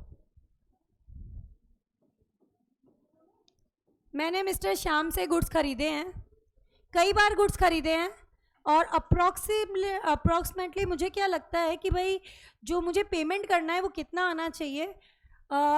it will be with in 10,000 something. Approx है मेरा ये अमाउंट, अभी एग्जैक्ट अमाउंट मुझे नहीं पता है। मैंने आपसे कई बार गुड्स खरीदे मिस्टर श्याम से, तो मुझे लगता है कि भाई मेरा ओवरऑल पेमेंट जो है वो 10,000 के अंदर आएगा, लेकिन कितना आएगा वो मुझे पता नहीं है। तो मैंने एक इंस्ट्रूमेंट बनाया, इस इंस्ट्रूमेंट में सब चीज़ें सही हैं, स्टैंप लगी हुई है, स्टैंप लगी हुई है।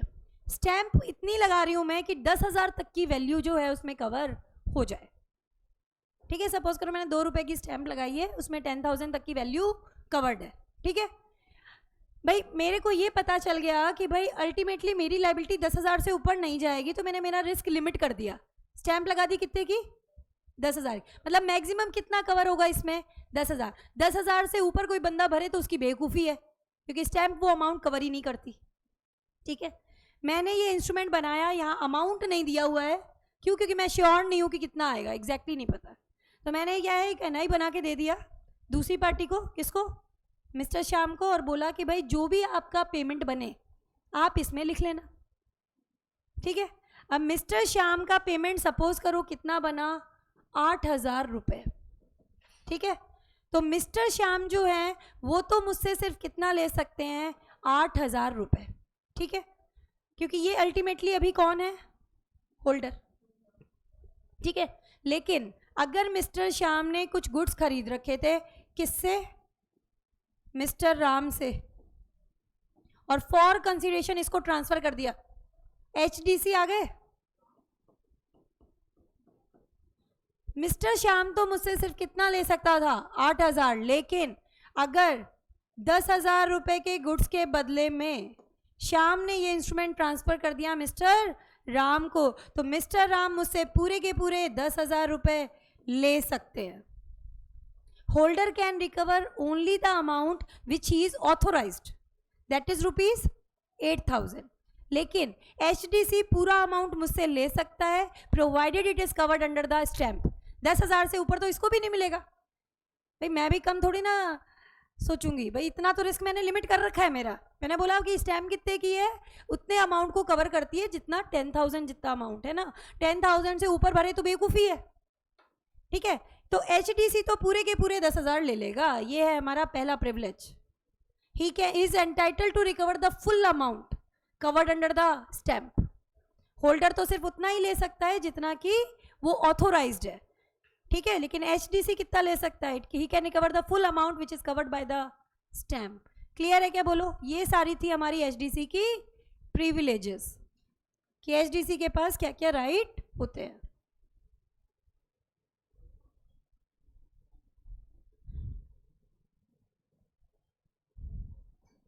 एक बार HDC के राइट्स की रीडिंग दोबारा लगा लो।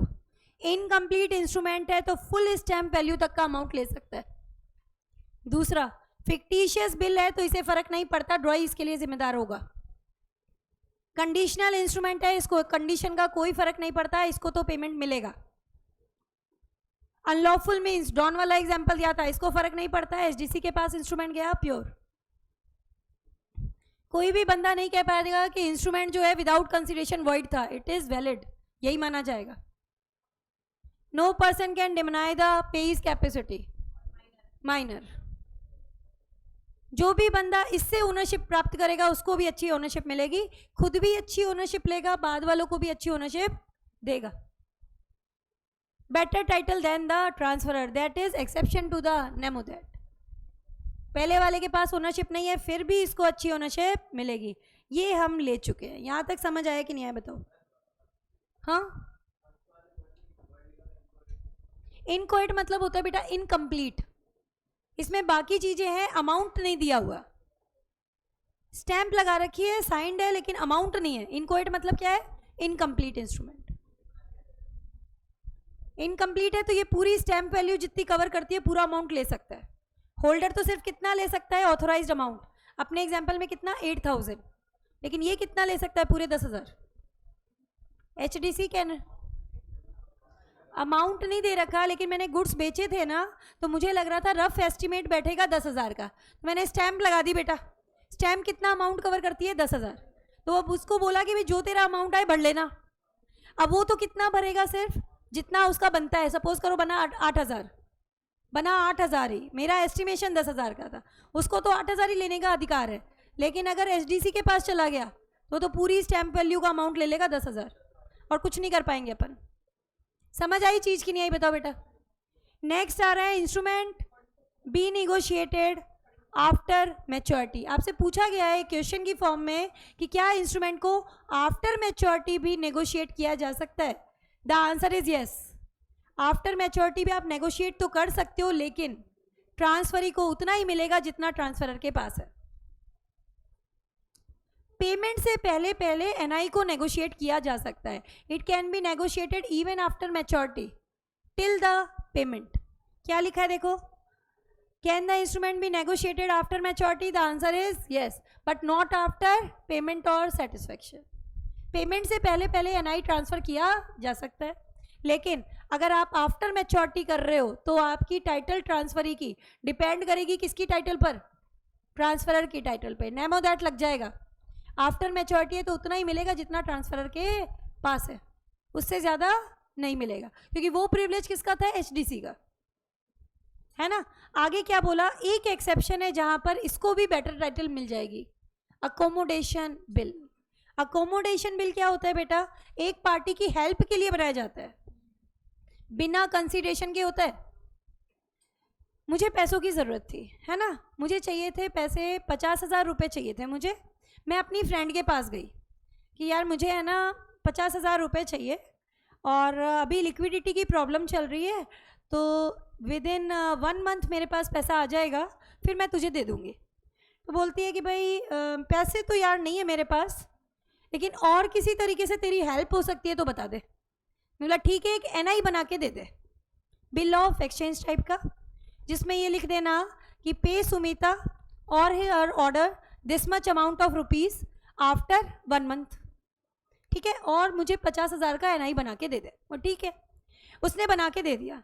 अब उससे मैंने क्या बोला कि तेरे पे लाइबिलिटी आएगी नहीं, 1 महीने बाद मेरे पास पैसा आ जाएगा ना, मैं पेमेंट कर दूंगी। मैं गई बैंक के पास, मैंने इस इंस्ट्रूमेंट को डिस्काउंट करवा लिया, पैसे मिल गए मुझे 50,000। मेरी एक बार जो प्रॉब्लम थी वो सॉल्व आउट हो गई। इसमें मेरी फ्रेंड को कुछ नहीं मिल रहा, इट इज़ विदाउट कंसिडरेशन। क्या माना जाता है इसको? Accommodation bill. अकोमोडेट करना मतलब हेल्प करना। आप एक पार्टी की हेल्प करने के लिए एनआई बनाते हो तो वो आपका अकोमोडेशन बिल है। पर्सन हु ऑब्टेन द, क्या लिखा हुआ है देखो, bill made drawn endorsed by one person to another without consideration to enable the other person to raise the money और ऑब्टेन द क्रेडिट। बस मेरी हेल्प हो गई, मैंने जाके बैंक में डिस्काउंट कराया, जो मुझे 1 महीने के लिए 50,000 रुपये चाहिए थे वो मुझे मिल गए। अल्टीमेटली जब पेमेंट की बात आएगी तो मैं जाके पे कराऊंगी, या मैं अपनी फ्रेंड को दे दूंगी कि तू मेरे बिहाफ पे कर दे, ठीक है। तो विदाउट कंसिडरेशन था। लेकिन इन case of accommodation bill, the person who obtain the accommodation bill after maturity, good faith for consideration, मतलब एचडीसी की एक कंडीशन नहीं पूरी हुई, कौन सी? बिफोर मैच्योरिटी वाली, बाकी सारी पूरी करनी है, ठीक है। तो इसको एचडीसी बोलेंगे नहीं, लेकिन इसको एचडीसी का राइट मिल जाएगा। मतलब can recover the amount from any prior party.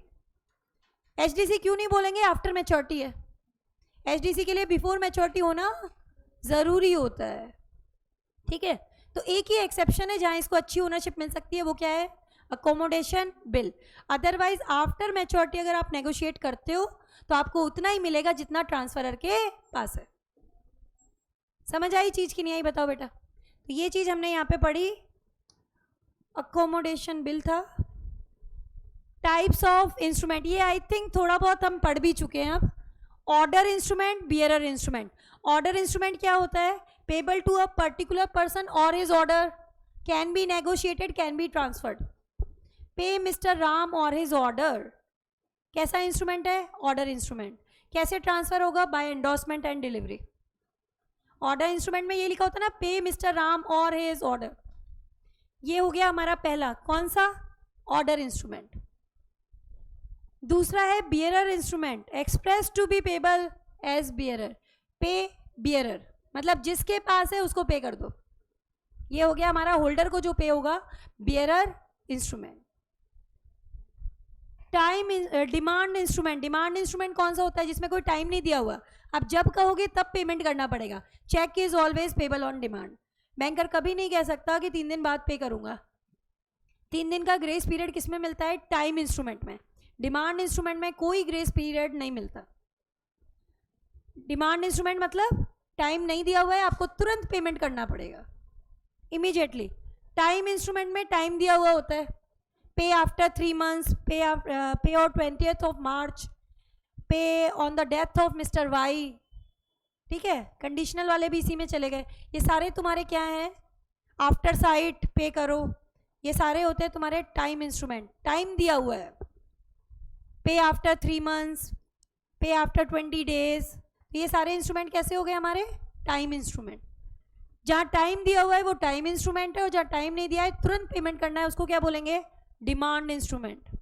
फिर आ रहे हैं इनलैंड और फॉरेन। इस पे क्वेश्चन आया हुआ है एक बार कि इनलैंड इंस्ट्रूमेंट और फॉरेन इंस्ट्रूमेंट में। फॉरेन की तो बहुत इजी है डेफिनेशन, जो इनलैंड नहीं है वो फॉरेन है, ठीक है। पढ़ना क्या पड़ेगा?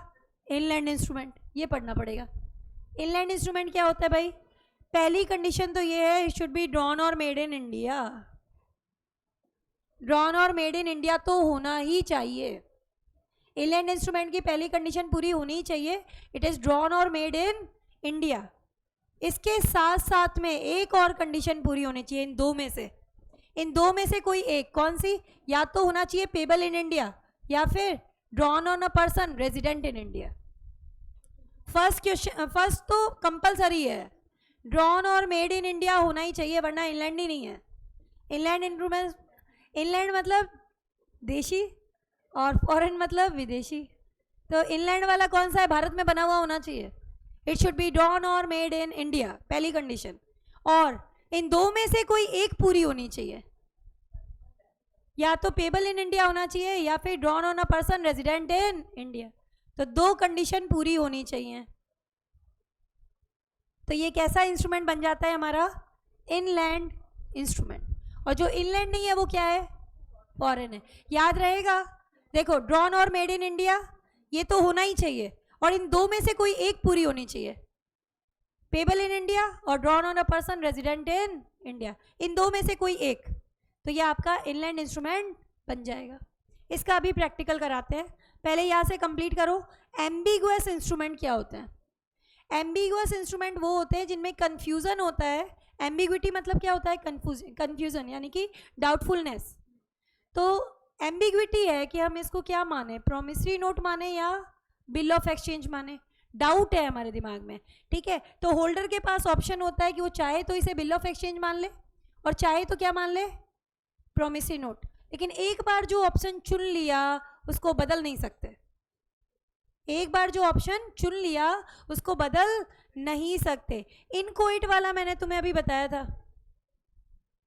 इनकोइट में क्या होता है? Incomplete in certain effects. इसके अंदर कुछ चीजें मिसिंग है, जैसे हमने अभी बात की थी एचडीसी का पहला पॉइंट, इनकम्प्लीट है मतलब अमाउंट नहीं लिखा हुआ सपोज करो। ठीक है, person signing shall be liable for the full stamp value to the HDC and to the holder only up to the transaction value. होल्डर तो सिर्फ कितना ले पा रहा था? 8,000, लेकिन एचडीसी को कितना मिल रहा था? 10,000। ठीक है, तो ये हमने इनकोइट के बारे में पढ़ा। मैंने बेटा कल एक शीट शेयर की है, कल ही डाली है आपके ऐप पे, उसके अंदर इनकोइट और एम्बिगुअस की शीट है, वो सिर्फ एक पेज है, ओनली सिंगल पेज है।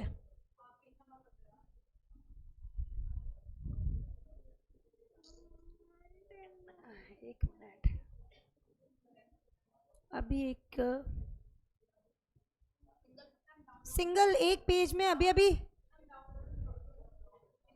ये सिंगल पेज ये वाली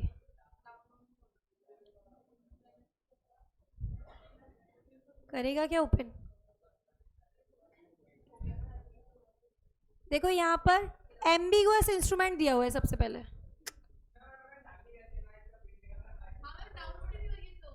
ये वाली, इसको बेटा लिख लेना, एक ही पेज है, एक ही काम हो सकता है फिर।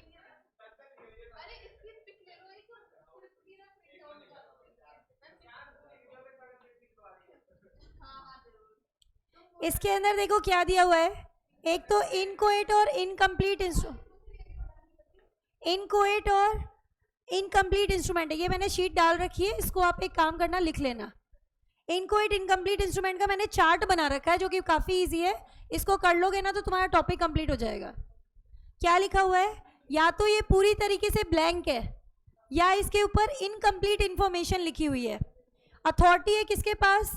होल्डर के पास, कि वो चाहे तो इसे कंप्लीट कर सकता है। ठीक है, होल्डर को कितना मिलेगा? सिर्फ ऑथोराइज्ड अमाउंट, और होल्डर इन ड्यू कोर्स को कितना मिल सकता है? वो पूरा अमाउंट ले सकता है, provided covered by the stamp. ये चार्ट पढ़ लेना, अगर शॉर्ट नोट आ भी गया तो इनकोएट इंस्ट्रूमेंट कर लोगे। ठीक है, अच्छा एक मिनट रुको, ये बड़ा नहीं हो सकता क्या? मैंने किसी और में खोल दिया क्या? शायद पीडीएफ फॉर्मेट में नहीं है इसलिए हो रहा है, सिंगल पेज है ना इसलिए।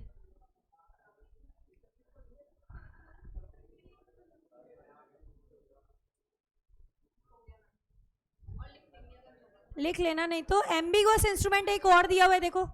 एम्बिगुअस में मैंने कहा था ना डाउट होता है उसके पास कि भाई इसे क्या माने, प्रोमिसरी नोट माने या बिल ऑफ एक्सचेंज माने। इसका भी चार्ट कर लेना। एम्बिगुअस इंस्ट्रूमेंट मतलब लैंग्वेज क्लियर नहीं है। लैंग्वेज क्लियर नहीं है मतलब तीन बातें हो सकती हैं। पहला, ड्रॉअर और ड्रॉई सेम पर्सन है, ड्रॉअर और ड्रॉई सेम पर्सन है, तो कंफ्यूजन हो रहा है कि हम इसे प्रोमिसरी नोट माने, हो नहीं रहा बेटा ये ब्रॉड। एक मिनट रुको, यहाँ पे तो ओपन अप होना चाहिए था ना, प्लस हो सकता है, यस हो सकता है, पर फुल नहीं हो रहा।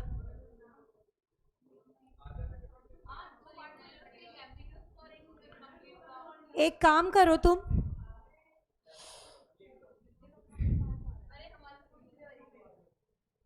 इसको दोबारा ओपन करके देखें।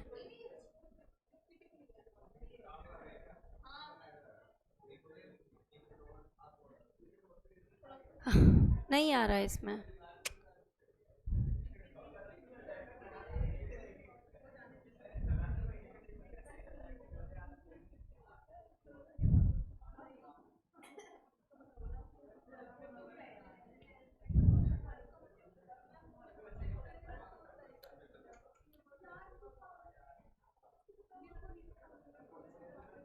बैक जाने का ऑप्शन नहीं होता क्या इसमें? तुम एक काम करो, इस चार्ट की पिक ले लो, ओनली चार्ट पढ़ लेना तो भी हो जाएगा तुम्हारा, ठीक है? इसमें एम्बिगुअस इंस्ट्रूमेंट में होता क्या है वो देखो। इंस्ट्रूमेंट एम्बिगुअस है मतलब डाउटफुल है, इसमें लैंग्वेज क्लियर नहीं है। ड्रॉअर और ड्रॉई या तो सेम पर्सन है, ड्रॉअर और ड्रॉई सेम पर्सन है, तो इसका मतलब तो इससे बढ़िया वो प्रॉमिसरी नोट ही बना देता, दो ही तो पार्टीज हो रही हैं। तो कंफ्यूजन हो रहा है कि हम इसे प्रॉमिसरी नोट माने या फिर बिल ऑफ एक्सचेंज माने, या फिर ड्रॉई हमारा फिक्टिशियस पर्सन है, इमेजनरी पर्सन है, रियलिटी में एग्जिस्ट ही नहीं करता, तो अल्टीमेटली पेमेंट तो ड्रॉअर को ही करना है, तो इससे बढ़िया तो वो क्या बना देता, प्रॉमिसरी नोट बना देता। तीसरा क्या कहता है, ड्रॉई में कॉन्टेक्ट करने की कैपेसिटी नहीं है, माइनर है, तो उसकी तो लाइबिलिटी आएगी नहीं, अल्टीमेटली पेमेंट किसको करना है, ड्रॉअर को ही करना है, तो इससे बढ़िया तो मेकर बन जाता, प्रॉमिसरी नोट बना देता। तो इन तीनों केस में कंफ्यूजन होता है कि हम क्या माने इसको, हम इसको प्रॉमिसरी नोट माने या फिर बिल ऑफ एक्सचेंज। तो होल्डर के पास ऑप्शन है कि वो चुन सकता है कि वो चाहे तो इसे प्रॉमिसरी नोट मान ले और चाहे तो इसे बिल ऑफ एक्सचेंज मान ले, लेकिन एक बार जो मान लिया बदल नहीं सकते।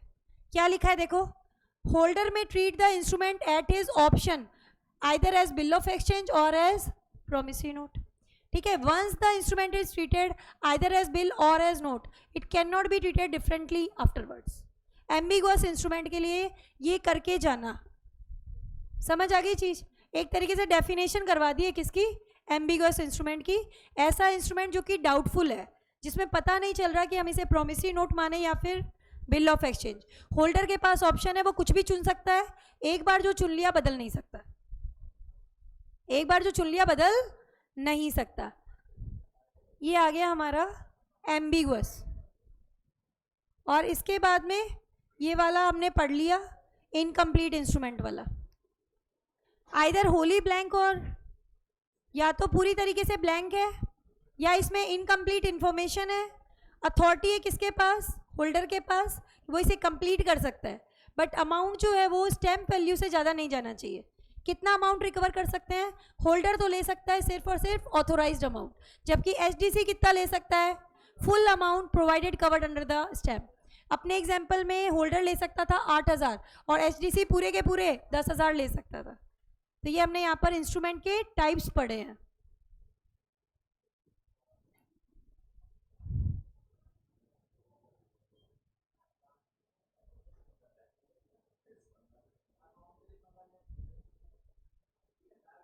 ये समझ आए कि नहीं आए बताओ मुझे, शॉर्ट में बताऊं दोबारा, देखो, ऑर्डर इंस्ट्रूमेंट पे mister Ram or his order, ठीक है? इसको हमने बोला ऑर्डर इंस्ट्रूमेंट है, पर्टिकुलर पर्सन का नाम आ रहा है या वो जिसे देना चाहे उसको दे सकता है, can be negotiated.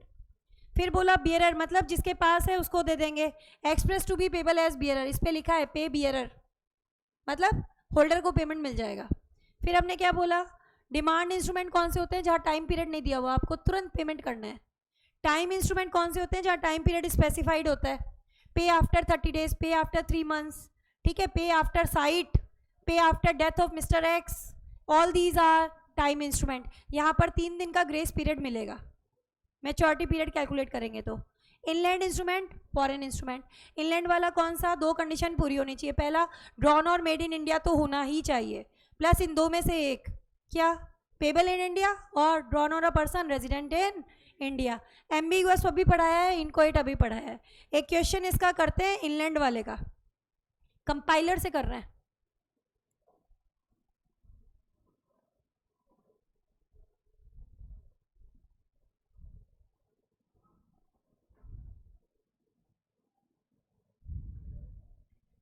NI act का पेज नंबर, ऑडिटर चल रहा है ना अभी तो ये, इसमें पास्ट एग्जाम के क्वेश्चंस पहले देखने पड़ेंगे।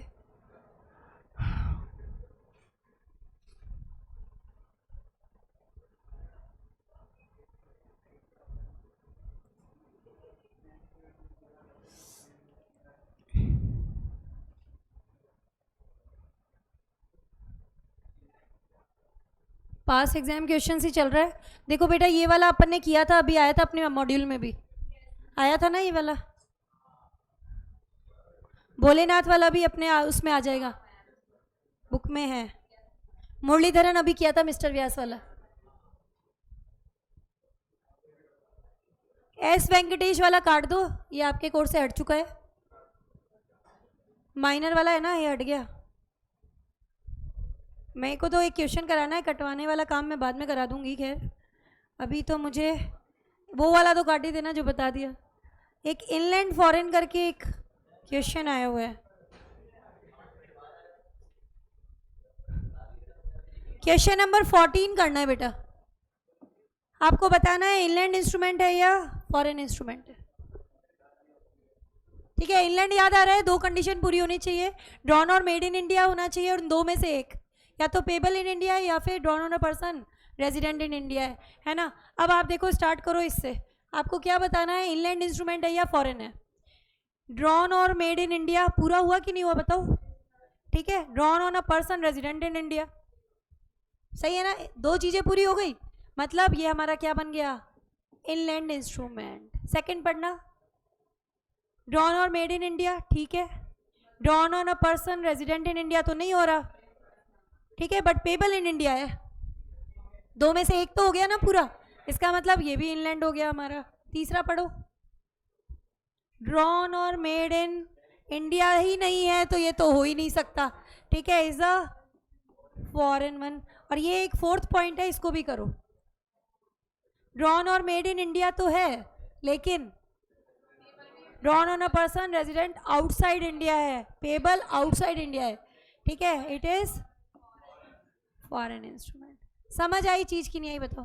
तो ऐसा क्वेश्चन आपसे पूछा जा सकता है, एक बार पूछा हुआ क्वेश्चन है, ऐसा क्वेश्चन आ जाए तो अपने लिए बोनस ही है,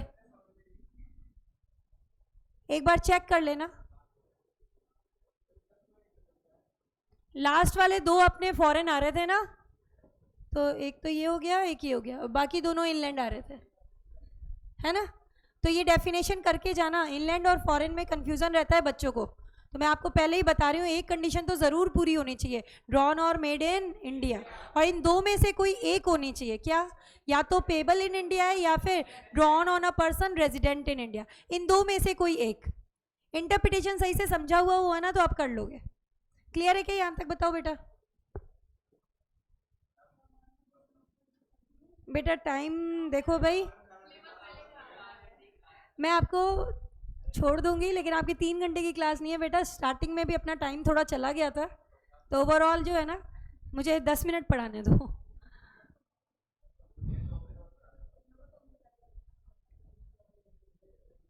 आगे आ रहा है मैच्योरिटी पीरियड। अभी हमने पढ़ा था दो तरीके के इंस्ट्रूमेंट बेटा, एक तो डिमांड इंस्ट्रूमेंट और एक टाइम इंस्ट्रूमेंट। डिमांड इंस्ट्रूमेंट जो होते हैं उनका पेमेंट तुरंत करना पड़ता है, कोई टाइम पीरियड दिया हुआ नहीं होता है, कोई ग्रेस डेज नहीं मिलते। और टाइम इंस्ट्रूमेंट जो होते हैं उनमें टाइम पीरियड दिया हुआ होता है, यहाँ पर 3 डेज ऑफ ग्रेस मिलेंगे, यही होता है। अब देखो क्या दिया हुआ है इसमें, date on which the instruments fall due for payment. Demand instrument इनमें कोई भी ग्रेस डेज नहीं मिलेंगे। टाइम इंस्ट्रूमेंट में कितने दिन का ग्रेस पीरियड है, 3 डेज का grace period. Rules of maturity, 3 rule दिए मैंने यहाँ पे, ये देखो पढ़ो आप एक बार।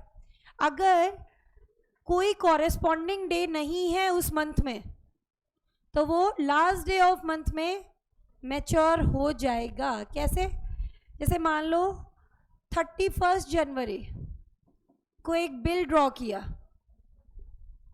31 जनवरी को बिल ड्रॉ किया और पेबल और टाइम इंस्ट्रूमेंट है सपोज करो, और इसको लिखा क्या है, पेबल आफ्टर 1 मंथ। अब 1 महीने बाद देखो तो 31 फरवरी तो होती ही नहीं है ना, तो इट विल गेटिंग 1 मंथ कब आपका एक्सपायर्ड मान लिया जाएगा, 28 तारीख को। फिर है 3 दिन उसमें जोड़ दोगे, 1 2 3 ग्रेस पीरियड, और 3 तारीख मैच्योरिटी आ जाएगी।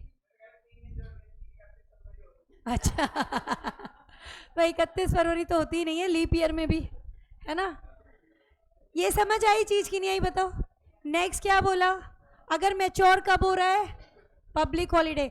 एक्सप्लेनेशन में साफ साफ लिखा हुआ मिलेगा, पब्लिक हॉलीडे में संडे भी ले लिया है।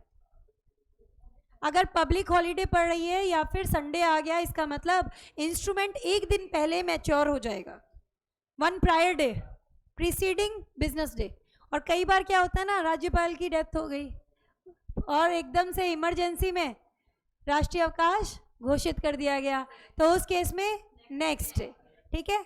इमरजेंसी में हॉलीडे हुई तो देन सक्सीडिंग बिजनेस डे, ये आपको लेना है। समझ आई चीज की नहीं आई, बताओ बेटा।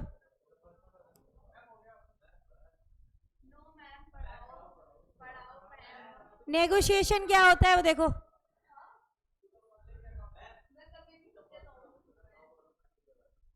ऐसे वाला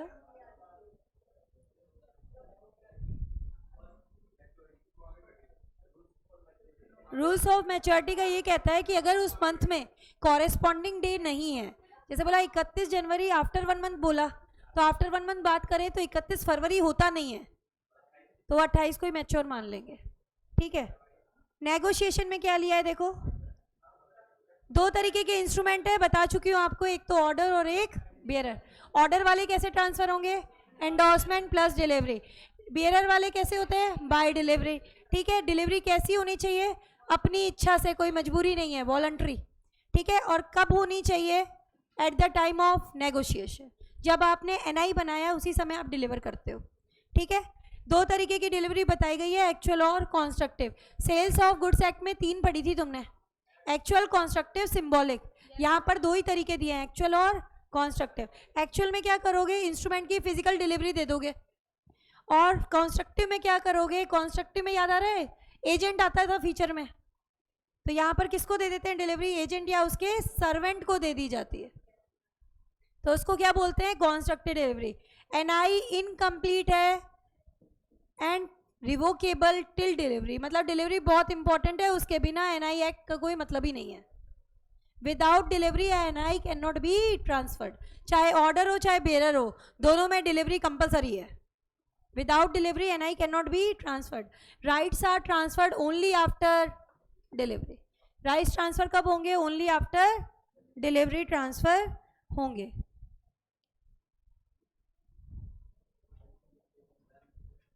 एंडोर्समेंट नहीं पढ़ाऊंगी मैं, आप एक काम करो, बस एक क्वेश्चन कर लो और आप फ्री हो फिर।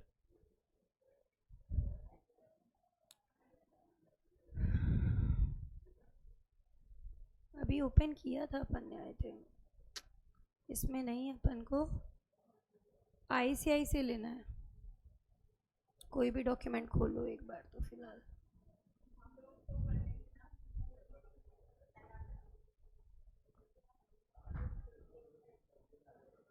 इसमें एक मैच्योरिटी डेट का क्वेश्चन आ रहा है,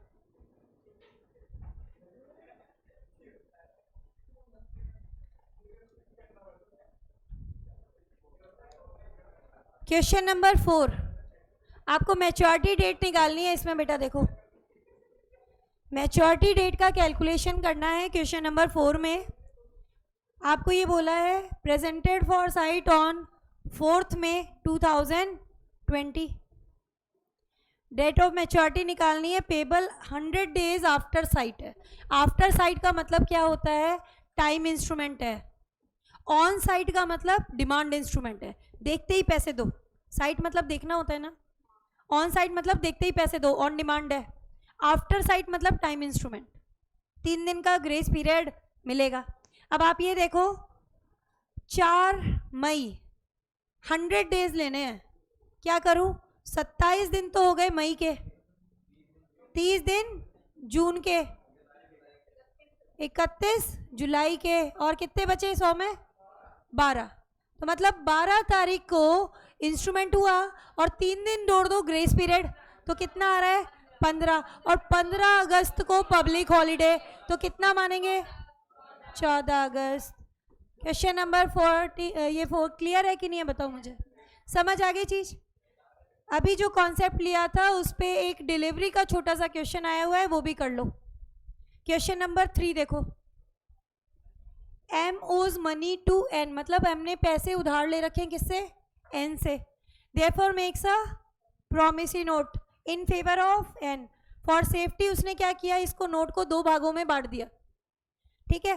cut the note in half and post 1 half to N, he then changes his mind, calls upon N कि आप तो आधा हिस्सा वापस कर दो, which he has send, N requires M to send the other half, दूसरा कहता है आधा दे दो मुझे, ठीक है। आपको ये पूछा गया है कि क्या पार्टीज के राइट जस्टिफाइड है। Delivery should be of complete N I, it can not be of part N I, समझ आई चीज।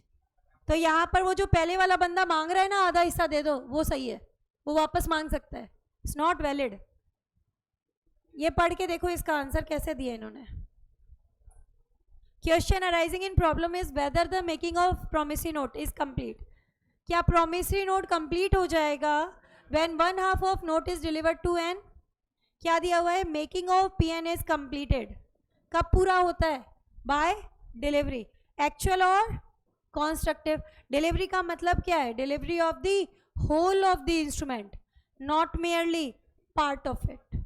Delivery of half instrument can not be treated as constructed delivery of the whole, so the claim of n to have the other half is not maintainable।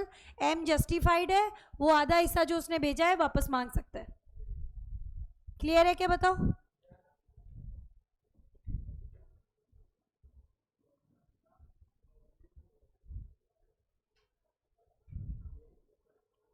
Delivery का एक last question ये वाला कर लो, delivery topic तक complete हो जाएगा।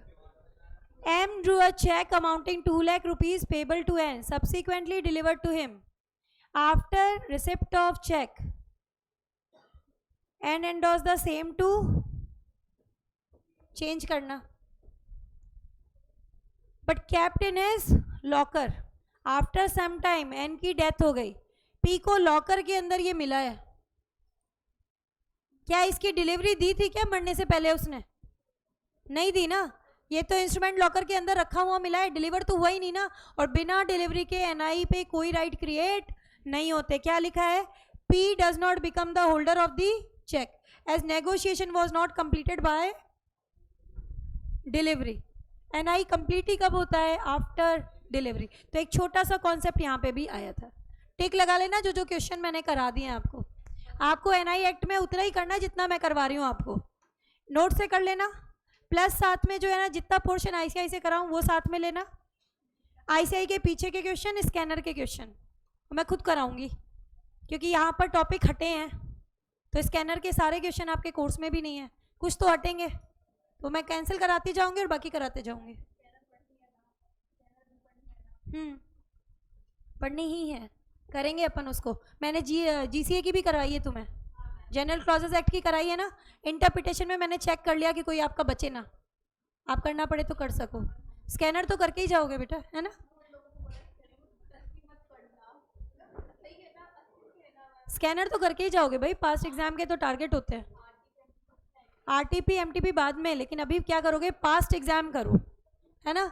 तो बेटा इतना टॉपिक ले रहे हैं आज अपन, वाइंड अप कर रहे हैं क्लास। कोई डाउट या क्वेरी है तो बेटा पूछ सकते हो आप।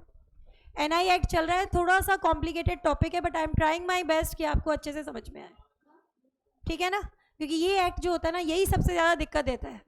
आप किसी भी सीनियर से उठा के पूछ लेना, पूरे में किस में दिक्कत आती है, एनआई में आती है। तो इसको अपन अच्छे से कोशिश कर रहे हैं कि अपने कॉन्सेप्ट क्लियर हो जाए, so that's a good thing. चलो फिर ओवर करते हैं क्लास।